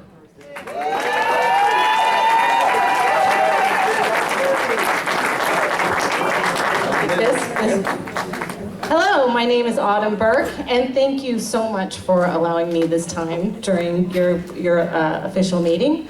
I am a candidate for the 62nd State Assembly, and I am incredibly proud. Yeah, let's give it a hand. I am incredibly proud to have the unanimous endorsement of the Legislative Black Caucus, as well as many other incredible Democrats, including Councilman Mike Bonaventure, Nuri Martinez, Herb Wesson. And what was so important about getting a diverse group of endorsements was it's an incredibly diverse district. And I'm incredibly passionate about representing everybody in the district for affordable living wages, for affordable health care, and for affordable housing. It is a district that has Inglewood, Hawthorne, Marina Del Rey, Venice, and if you are not committed to learning about the entire district, participating in the entire district, you are not prepared to serve there. My name is Autumn Burke, and I'm a candidate for the 62nd State Assembly. Thank you for having me. That's what I'm talking about, see? Season. She knows that the race is coming up. Our next on our guest speaker list Yes, no stranger. You had a question? I saw you raise your hand like there was a question. Yes, I was wondering, because I'm a candidate for State Assembly 53rd, I was just wondering if you need to sign up. Yes, if you take your name to this young lady right here, we'll make sure we add you to the list. Okay, it's no stranger to anyone from Southern California. Recently, in a different race of a massive scale, running for the LA City Mayor is Wendy Gruhl in the audience. Not seeing Wendy, we'll move to our next one. Sean Bagley, our next guest speaker, you're in the audience. Not seeing Sean, we'll move to our next guest speaker. Teresa, y'all could get a minute, all these people not here. Teresa Cox, are you in the room? All right.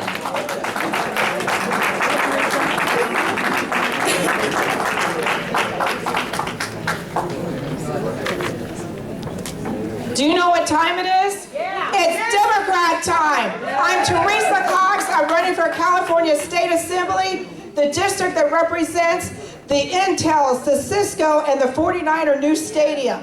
It is the growth of our area. We're in a state of Northern California. We have no African Americans representing us in Northern California. Isn't it time to change that? Yeah. I'm the first African American female with a degree in nuclear engineering. I serve on the Ohlone College Board, elected twice, and have been the one elected in a non-traditional black community, okay?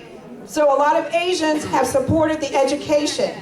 The other part is I've served on the Stanford board, so I'm fighting to make sure we get health care, fighting to make sure we have better education for all people. The other part is I'm a part of President Obama's trade advisor, and that I am part of representing the small and minority businesses. So I'm fighting for making sure we can create good jobs through small business. Vote for Teresa Cox. My website is www.electteresacox, and I'm spelled without an H, Teresa. Thank you. Thanks so much, Teresa. Okay, on our guest speakers list, Anita Ali, candidate. Are you here? Come on up. If you're a candidate and you're already on the agenda, move to the front. All right, hello everybody. I'm Anila Ali. I'm running for California State Assembly District 74. I know I've got a minute, so I've got to be really fast. Many years ago, after 9/11, a friend of mine, Maxine Waters, a woman I admire to the core of my heart, came to me and said, what are you going to do about your community? And she meant me being a Muslim. What am I going to do? Well, I listened to her, that question stayed with me, and I realized I've got to do something. So I got to work, down and dirty, and here I am, standing in front of you. I'm a teacher, I teach in Lawndale. I'm a public school teacher, it's a low-income school district. You might know Lawndale. I have a lot of African American students, and I love them to death. And I try to inspire them and tell them that I'm learning from you, and you guys are gonna learn from me, and together we're gonna make things change. And yeah, it is gonna get better, but we need more women. We need more minorities, and we need to elect them. So I need your help. Call your friends in my district, Irvine, Huntington Beach, Newport Beach. It is a tough district, but remember, my incumbent, Alan Mansour, is not running. He's termed out. So if you know anyone, help me. Thank you. Excellent. Our next speaker, actually we have Parents and Providers representative. Is someone here from Parents and Providers? Parents and Providers. Is someone here? I'm sorry. Patients and Providers. That's why you didn't get it, my good doctor. I was saying, you have my glasses. That's what it was. All right. 1 minute, sir. Bring the group up. Come on up. Group up. There you go. Me and my colleagues. My name is Richard Baker, Dr. Richard Baker, and I'm representing the California Medical Association. I'm also affiliated with Charleston University and the UCLA School of Medicine. I've had the honor of serving 20 years as a frontline physician, safety net physician in communities of color. And today I'm here on behalf of an extraordinary coalition that includes the ACLU, Planned Parenthood, community health clinics, doctors, hospitals, organized labor, among many others, all dedicated to one purpose. We are all opposed to the proposed November 2014 ballot measure that will unnecessarily increase lawsuits against healthcare providers. More lawsuits against doctors, community health clinics, hospitals, and other providers will result in severely reduced patient access to care and result in increased health care costs for everyone. But let's be clear, the increased consumer health care costs will hurt working, low-income, and families of color the most. In our communities, the doctors, community health clinics, and the hospitals operate on a razor-thin margin. So with that margin, what will happen with increased costs is that these doctors, these clinics, and these hospitals will disappear. And that's why Community Clinic Association and Planned Parenthood and dozens of other community clinics and healthcare providers strongly oppose the measure. Do I got any other time? That's it, okay. So your last line?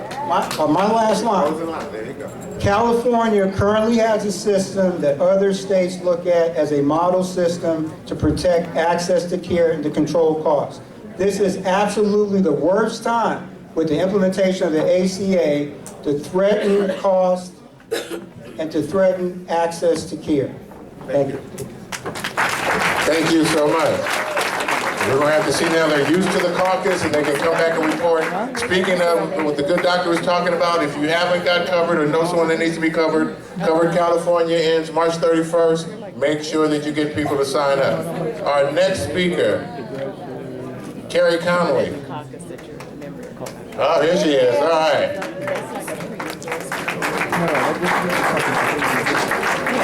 Good evening, everyone. My name is Carrie Conley, and I'm running for Congress in California's 42nd. I'm running because the people living in my district deserve a representative who is present in their communities. They need a leader who can ensure that their voices will be heard, and they need someone who will fight for real progress. I intend to make communities stronger and schools safer by promoting reforms that improve economic opportunities for all Americans and address the epidemic of gun violence.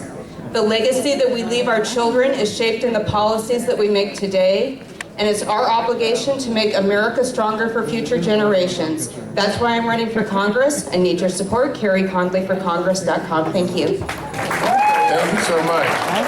As we try to quickly move through our list, someone that I did bring, that I brought up earlier, introduced, wasn't in the room.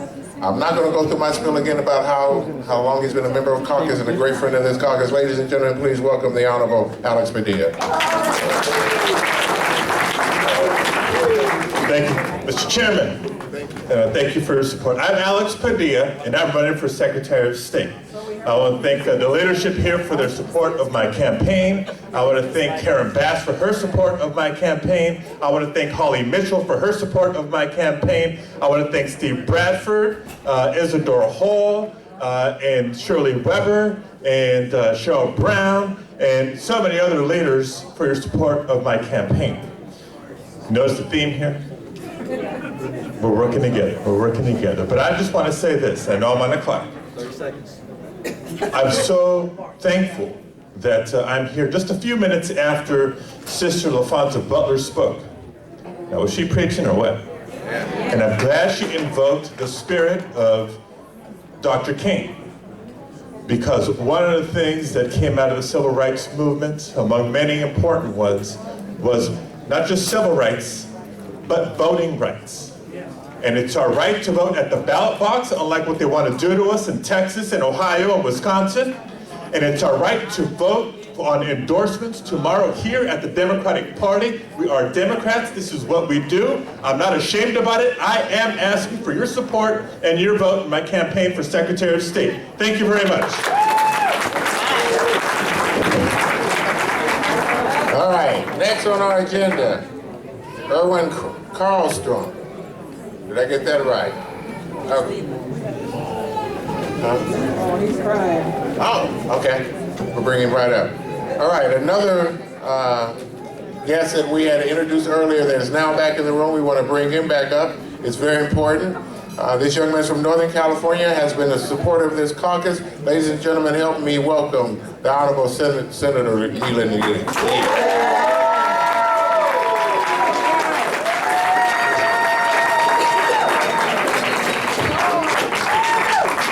It's really my distinct pleasure to address you. So many times in history, we have an opportunity to change things for the better. And you and I were part of that history 2 years ago. 2 years ago, we had an opportunity to raise a 1/4-cent sales tax to take care of our children in education, those individuals who are in need of health care, those individuals who are seniors, and many other individuals. And together, collectively, through online voter registration, which was my bill, we made it easier for all of us to register to vote. And that historic time allowed us to raise $10 billion more to take care of our children. That's why I deserve your support. That's why I want to run for Secretary of State. That's why I want to continue to empower all of us. But let me just say one last thing, all right? I am not asking for your endorsement. I am not asking for your endorsement. John Burton asked me in January not to ask for the endorsement of the party at this time. And the reason for that is that we are in a battle to maintain 2/3 majority in the Senate. And the only way we're going to do that is that we stay together. We don't need to fight among ourselves.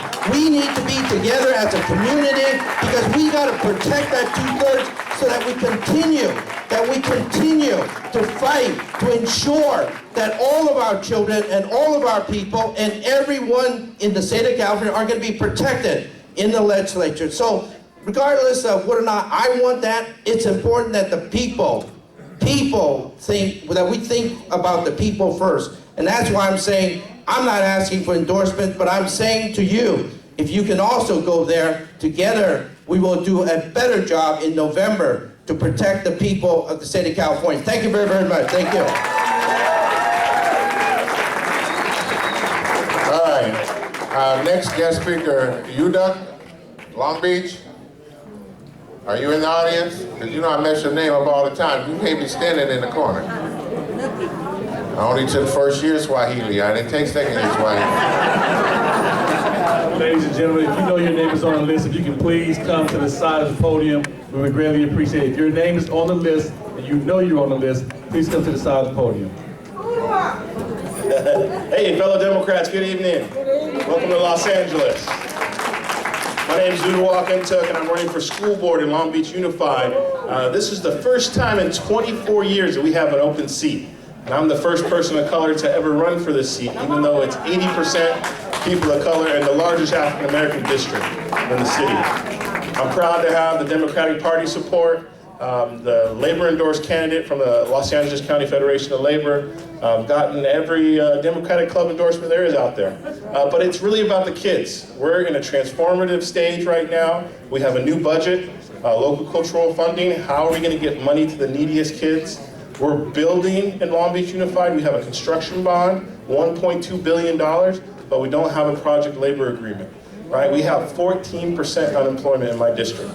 And so we need to put local people back to work. We need to make sure our kids have apprenticeships. We need to create more opportunities. I grew up in this district. I'm raising my kids there. This is a really important election. If you don't have anything to do the next couple Saturdays, I'd love you to come down to Long Beach and knock on some doors and make some phone calls. We go from 9:30 to 2 o'clock. But my name is Udawak Ntuk. Thank you for your support. I'm proud to represent the party. We've got a lot of good work ahead of us. And you spell my name U-D-U-A-K. If you Google that, Udawak for school board, you'll find me on the internet. So thank you very much. You can tell that he's been doing good work. He got kiss marks on his cheek. He's been kissing babies and doing the candidate thing. All right. Next up, thank you so much. Tony Thurman, are you in the audience? No, but I'm speaking on his behalf.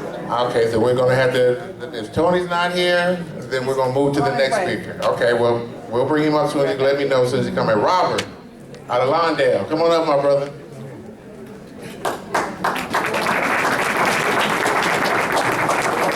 Fellow Democrats, make some noise. All right. I'm Robert, pulling miles from the beautiful city of Lawndale.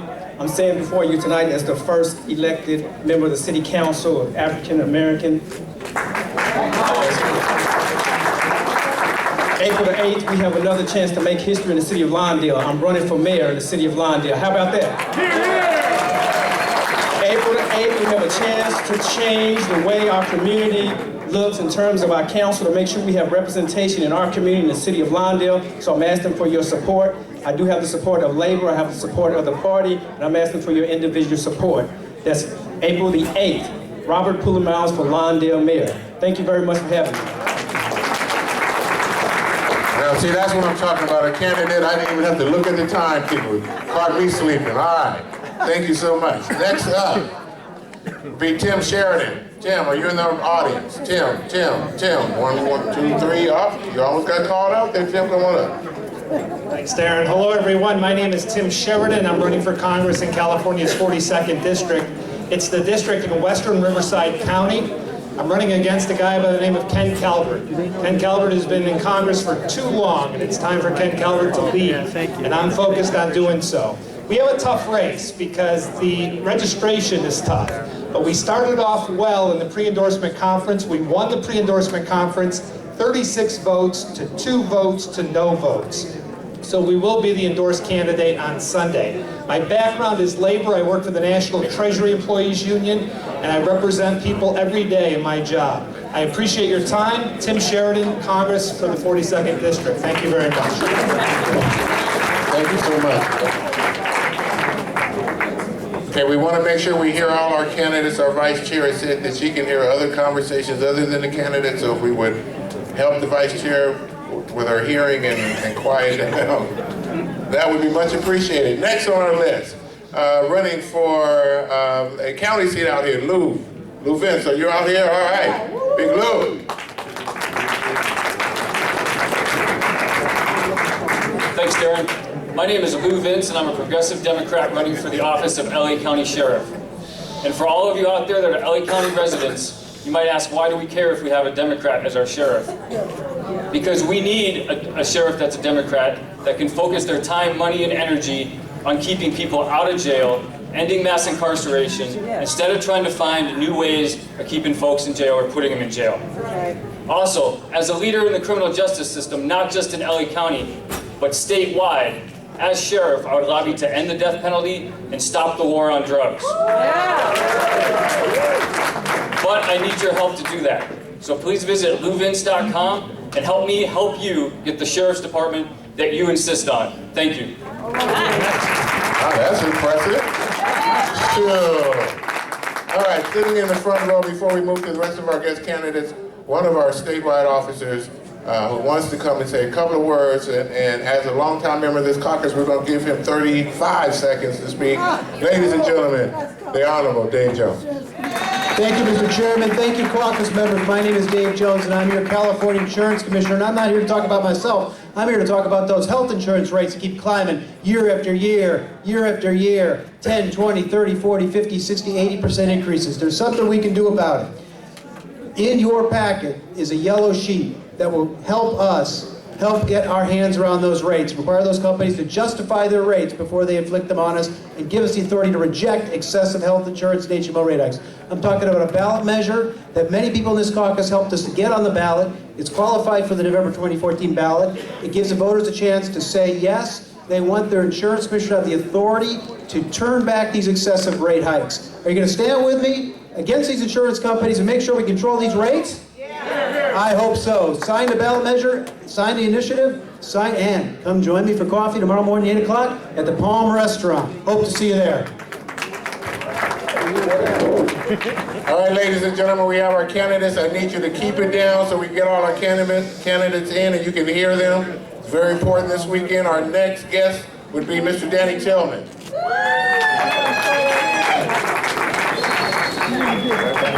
Thank you very much. I'd like to give a special thanks to President Darren Parker. My name is Danny Tillman. I'm running for United States Congress, District 31.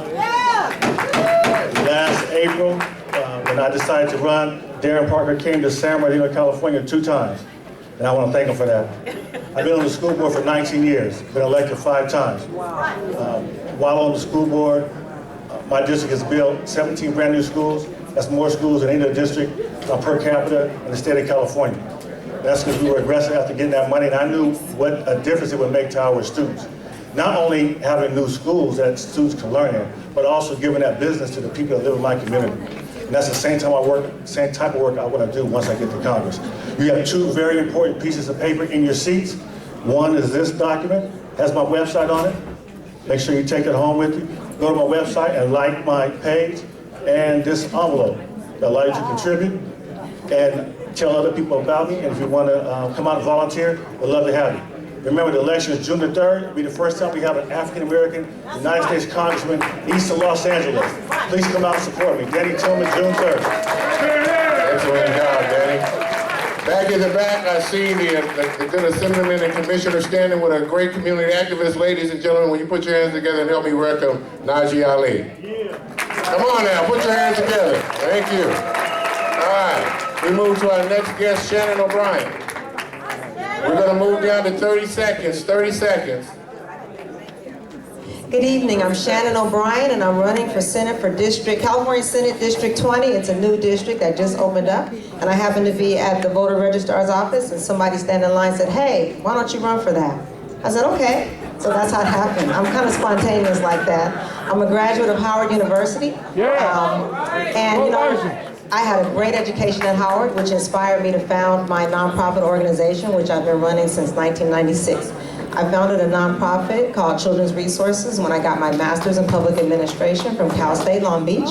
And the purpose of my organization was to educate African American males because I became the mother of an African American male right after I got my master's. And I wanted him to have that Howard education, and I figured, hey, I'm going to teach my son about Black history. He's going to know who Frederick Douglass is, Jackie Robinson is, and I'm going to start a club and teach all the kids in the neighborhood. Well, it got so popular.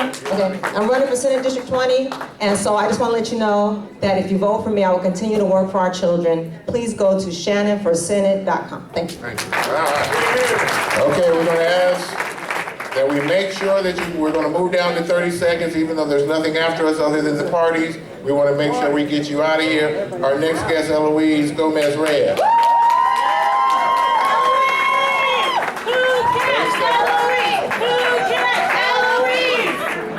Thank you, Mr. Chairman. Thank you so much. I'm daughter of immigrants. Started working when I was 12 years old, picking onions, picking grapes. I tell you that because it tells you about my work ethic. I worked my way through college, worked my way through law school. I've been an attorney for 30 years representing injured workers. I also volunteer with our legal aid because that's important. Many years ago, I worked with a number of activists. We founded a community health center right there in the district. I'm running for District 31. I was the underdog. I'm now the front runner. It's not because, that's because of our hard work. It's because of the interns I have, the friends I have, the staff I have. We're all working hard because we want to take back this seat. Thank you. Thank you so much. And she's done everything she said from the first day I met her. Congratulations on a great run. Is the Honorable Sharon Quirk-Silver in the audience? Okay, well, I see her card. We want to make sure we recognize our electeds. Next up to speak would be Sandra Fluke. Are you in the audience? Yes. Wow. Thank you. 30 seconds. Hello, everyone. I'm Sandra Fluke. You may remember from 2012 that I stood up to Rush Limbaugh and stood with our president. Now it's 2014 and I need all of you to stand with me because I am running for state senate here in Los Angeles. I want to continue the fight that we've all been in for so long, the types of reforms that I've been fighting for 10 years now. The first on my list is early childhood education. Because when we talk about a learning gap, an achievement gap, and what that means for young students of color, for disadvantaged economically students, we know that early childhood education is the solution to that achievement gap. It's just one thing I'm going to fight for in the state senate. Please go to standwithsandra.org and stand with me. Thank you. Thank you so much. Thank you so much. Okay. Where are we on the list? All right. Jason O'Brien. We know Jason got family in the audience. Party member, wife over here. My name is Jason O'Brien, and I'm running for mayor of Fontana. Yeah. I'm not going to be up here long, so I'll just be really brief, tell you a little bit about myself. Graduate of Howard University, where I met my wife. You got me here. We have a 17-year-old son. I'm a LAPD detective, been there for 18 years, and I really need your support. There are a lot of Democrats out in Fontana, but I still need the word to get out. So please come check me out on, excuse me, JasonO'BrienForMayor.com and see what I'm all about. Thank you. Excellent, see? And he learned from his wife's speech and did his within time. I love that. All right, our next guest, the Honorable Mike Gibson out of the city of Carson.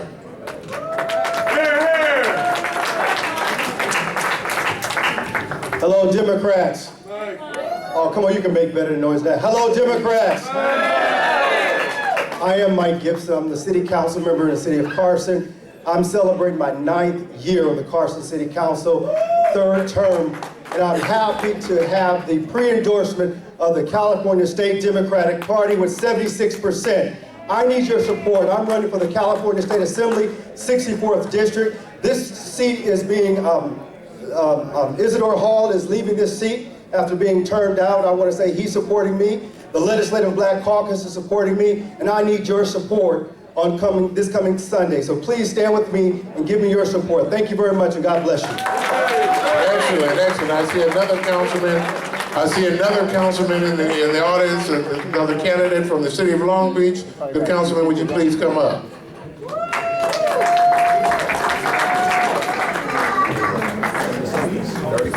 Thank you, Brother Chairman. Good evening, fellow Democrats. My name is Steve Neal. I'm a council member in the city of Long Beach, and I too am running in the 64th Assembly District. I'm proud to say that our campaign has a lot of momentum right now. We've been the leading fundraiser for the first 2 cycles, and we have a lot of momentum on the ground. I have the broadest labor support, and I want you to stand with me, Steve Neal, for 64th Assembly District at steveneal.org. Thank you. Y'all wouldn't even know he's a pastor. He did that in 30 seconds or less, I'm telling you. Okay. James Kimber, are you in the audience? One going once, going twice. James is gone. Gloria Gray, are you in the audience? Gloria Gray. She had to travel to another caucus. Holly Blair.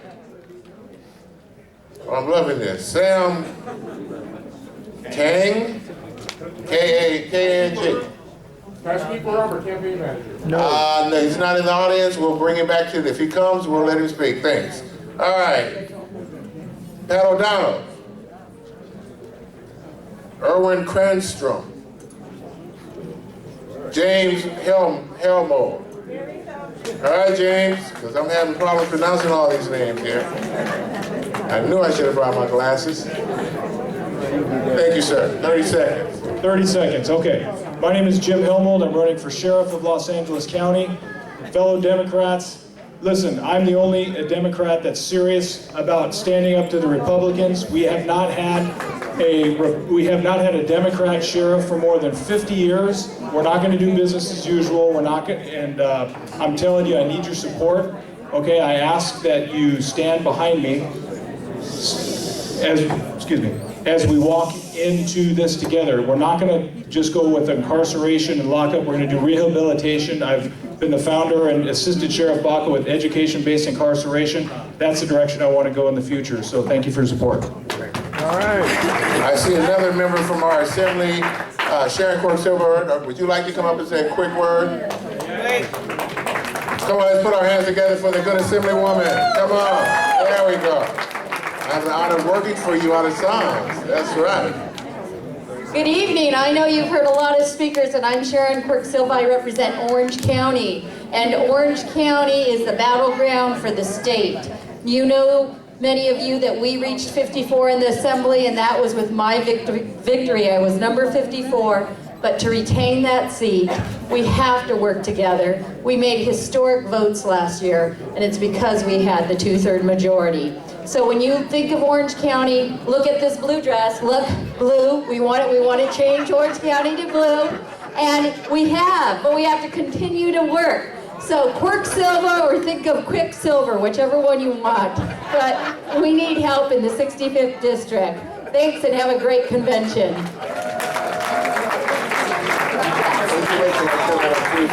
If that's a staff meeting comment, I'm going to show the blue dress. Okay.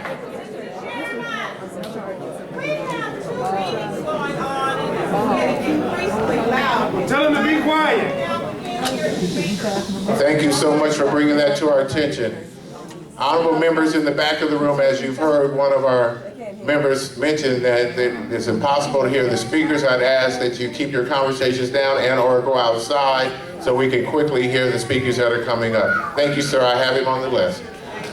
One of our guests that had to leave to make a round but is back, no stranger to politics, no stranger to serving people. Ladies and gentlemen, would you please help me welcome Wendy Grove.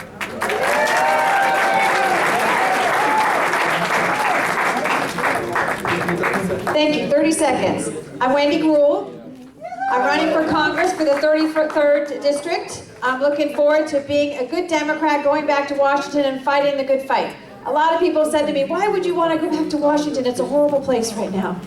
I said, we need people who have it in their gut to say, I'm going to stand up for civil rights. I'm going to stand up for good health care. I'm going to stand up for good education. I'm going to stand up for our environment, and I'm going to stand up for each of you. We have worked so hard over the years from many of you I've known since I was a young kid working for Tom Bradley, and taught me a lot about what I know today, about standing up and the reason for running for office and being in good public service. So I'm here today to say, hello, thank you for your support in the past, thank you for your support in the future, and God bless all of you. Thank you very, very much.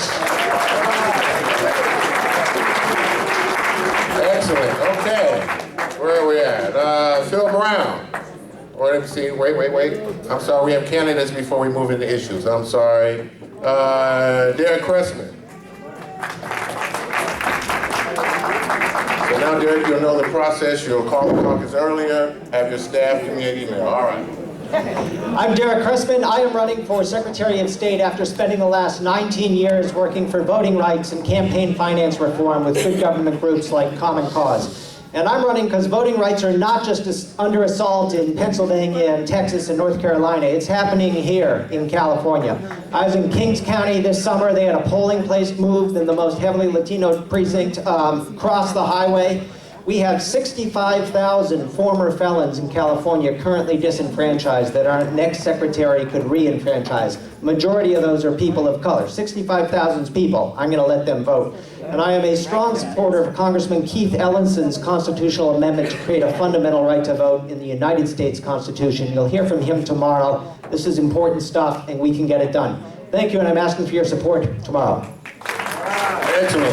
In the audience, I didn't recognize, somehow they stuck her with the speaker's card, but the Honorable Rachel Johnson from the city of Gardena is in the audience. Please rise and be recognized. Thank you so much. Okay.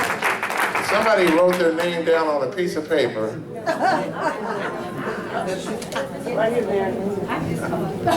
There you are. Michelle's, I have to do this one. Michelle Hope Walker. Now, I had to do that one. Come on up, come on up, come on. No, come on up. Everybody speaks from up here. There you go, 30 seconds. All right, hello everyone. Injustice to one person is an injustice to everyone. And I am not afraid to stand up for African American issues. I've been fighting at LAUSD, standing up because education is our livelihood. We must make sure that we educate these kids. I'm a grandmother, have 3 grown kids and graduating, one from Hollywood High, now heading to college. We must stand up. We cannot be afraid. Graduate of University of Illinois in poli-sci and have been in politics ever since I was 17 years old and ran for city council. I know I got this baby face, God just blessed me, but don't be twisted or be fooled. But anyway, vote for me, Michelle Hope Walker, State Assembly District 53. I'm not as scared. Matter of fact, I'm limping now because I was at a school board meeting and the staff got mad because I was trying to help a parent and hit me and pushed me. But it's all right. You see, I pulled up and kept fighting because I believe in the civil rights movement. You keep it going. You take a slapping and keep ticking. Keep lifting, keep going. That's what I'm talking about, hope. One more time for hope. Who said our meetings are not exciting? Okay, Carlton Jones, Vice Mayor. Carlton? All right, come on up. Wait, put your briefcase. You look like you catching a plane. Come on, you're running for office, right? All right, 30 seconds. I'm not going to scream like that because people normally get scared. My name is Carlton Jones, and I'm a giant killer. I'm running for State Assembly in District 26. And for those of you who don't know, I call myself a giant killer because I run in in an area that is densely populated with Republicans, and I beat them in elections. And that's my goal, to run for the office. I'm running for the seat of Connie Conway. We share the same hometown, and I would love to replace her in Sacramento, and I'm gonna work my butt off to do that. I've been a firefighter for 20 years. And I've been a foster parent. I snatched my brothers and sisters out of foster care when I was only 23 years old. And I think I'm blessed. I'm 40 years old. You can't tell it, but I am. And and we beat odds. Anytime I look at numbers, it's just to build my strategy to beat them, and we do that all the time. Thank you. What district?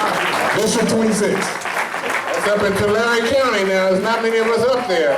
So we need to make the change in Tulare like we're making the change in the Inland Empire. All right, Clifton Harris, Sheriff Coroner. Oh yes, and he looks like the Sheriff Coroner. Come on up here. There you go, sit yourself down. My brother, come on up, thank you. Good to see you. Y'all didn't even know we had this many African Americans all over running for stuff. This caucus is doing great work. 30 seconds, sir. Thank you. Ladies and gentlemen, my name is Clifton Harris. We've got some serious issues in San Bernardino County. We have a sheriff's department that's totally out of control. There is no Human Rights Commission. There's no Civil Rights Commission. There are many, many abuses taking place. Recently, a young man was shot 7 times in the back by deputies. It was the wrong person. They locked him up for assault on peace officers. There's a lot of nepotism, cronyism, and favoritism taking place. I'm the only African American to ever challenge the system out there. And right now, we have an opportunity to win it. So all I need is for you to vote and tell everybody you know to vote for me. Thank you. Excellent, thank you so much. Breaking ground in the Inland Empire, breaking ground, okay. Joe Britt, are you still out there? Come on, Joe. You know you should have texted me earlier. You actually have my cell phone. Come on up, Joe. Ain't nothing else but the party. Thank you, Chair. Fellow Dems, how are you? My name is Joe Britt out of the Inland Empire, city of Rialto. Rialto is called the jewel of the Inland Empire. I am a commissioner of 20 years. I am chairman of the board for Park and Records Commission. I have been pushing and I have been moving in my city. They don't like me too much, but that's okay because I fight for the rights of my citizens, always. What are you running for? City Council. There you go. 30 seconds. So, the citizens out there in my city, consider me to be your city councilman in the city of Rialto. I appreciate it. Thank you very much. Well, I am in Rialto? Right, that's all. It might be at large. At large seat, okay. We have Peace Alliance, are you in the house? Come forward. Phil Brown, are you in the house? Come forward. Jacob Angel, are you in the house? Come forward. Give you 5 seconds to get up here because there's a small crowd now, so you should be able to break your way through. So I don't see you breaking your way through. Okay, our next speaker, come on up. Thank you. My name is Lily Marie, and I'm a Peace Alliance coordinator in California. And we're working on the bill HR 808, the United States Department of Peace Building Act of 2013, which is a bill sponsored by Barbara Lee. It's comprehensive legislation that deals with the roots of violence domestically in the United States as well as abroad. It's very important to all of us because it would apply peace building policies and programs to deal with the violence that we're experiencing. And that would look like working on gang violence, school violence, and domestic violence right off the top. Thank you very much. We have a table upstairs. Please come up and sign a letter to your congressman in support to help Barbara Lee pass this bill. Okay. Thank you so much. Thank you, team, for making sure she stayed within her 30 seconds. Okay, who do we have next? Susanna, why don't you come up? 30 seconds. Thank you very much. Pleasure to come before you all. My name is Susanna Aguilera Marrero. No one can say that name, so they call me Sam. I'm your sister. I am running for Congressional District 22, and it's a red. And guess what? We're about to flip that district and turn it blue. I'd appreciate your support and tell everyone to go out and vote. That's the most important single thing that you can do. Thank you.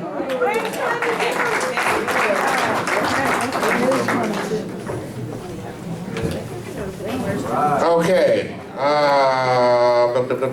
here we are. Phil, I have you on here. Who was the young lady? Tonya McDonald is going to do the global business incubation. 30 seconds. Good evening, everyone, and it is an honor to be speaking before you. My name is Tonya McDonald. I am the president of Global Business Incubation. It's about economic development and revitalization of our inner city communities. We have created one of the largest multimedia entertainment technology business incubators in downtown Los Angeles during the .com era. We are about the revitalization and the economic development and the job creation of our inner cities. I am an expert. Our organization was built on the campus of Loyola Marymount University. We also are at Cal State University, Long Beach, working with them because we know how important it is for us to revitalize our communities. So I'm looking for support because we need your help, and it's about providing jobs, opportunities, new businesses, entrepreneurship, apprenticeship, and so on. Thank you. Thank you. We're going to ask the doctor to send that model to us so we can start working with her throughout California and making that program work in our city. Okay, I have some other guests that actually we have gone over time, so in the interest of time, I'm going to have Steve, pronounce your last name if you're still in here running for judge. Caliph? All right, Steve is running for judge. Dr. Khan, are you here? I want you to just raise your hand. Dr. Khan is running for Torrance City Council. Venice Gamble. I want you to raise your hand, Venice. You're running for Congress in the 29th District. Thank you for being here tonight. We have Dr. Yolanda Torre running for LA College Board. Will you please raise your hand? David Campos running for the 8017th. Will you please raise your hand? Pamela Price running for 8015. Can you please raise your hand? All right. Simona Faris. It doesn't say what seat you're running for. 62nd Assembly. 62nd Assembly District. Will you please raise your hand? And last there's one other young lady. Do I have you on our list, or do I have a card for you? Okay, so if she comes, we'll let her speak. Our last speaker, so we can close this out, and my board still loves me a little bit tonight, will be Phil Brown, and you're talking about pass the torch. You have 30 seconds, Phil. Thank you, Mr. Chairman. And to the timekeeper, can I have 2 seconds to ask a question? Does anyone in the audience know what today's date represents? March 7th, 1965? The March on Selma. That was today. Bloody Sunday. That is today. I'm here representing Gateway Education Foundation. We are celebrating the 50th anniversary on August 2015, passing the torch. We have a DVD of those men and women who fought, struggled, got beat and beat down in that day of 1965. Here is a visual of what the passing the torch looks like. That's A. Philip Randolph. That's Judge Thurgood Marshall, John Lewis, and you see the hoodie. That's not just Trayvon, that's our children. We have to pass this torch. Voting, it was the children who stood up and got beat and went to jail. So please join us, gatewayeducationfoundation.org. Look us up, join us, help us in this celebration. Thank you, Dan. All right, sure. What's that, ladies and gentlemen? Is she back yet? You can say what seat she's running for, because I didn't let anyone else come up except for the speaker, so you can say what seat she's running for. Songhai Armstead is running for LA Superior Court Judge, seat 97. She's the only African American woman in the entire race for any Superior Court position, and she's fantastic. All right, got that in. With that, are there any other business from the floor? Seeing, is there any other business from the floor? I'm sorry, we couldn't get you to speak tonight, but we're well over time. Is there any more business from the floor? Seeing none, I'd entertain a motion to adjourn. Been moved and seconded. There is no discussion. All in favor? Opposed by like sign. This meeting is adjourned. Thank you so much.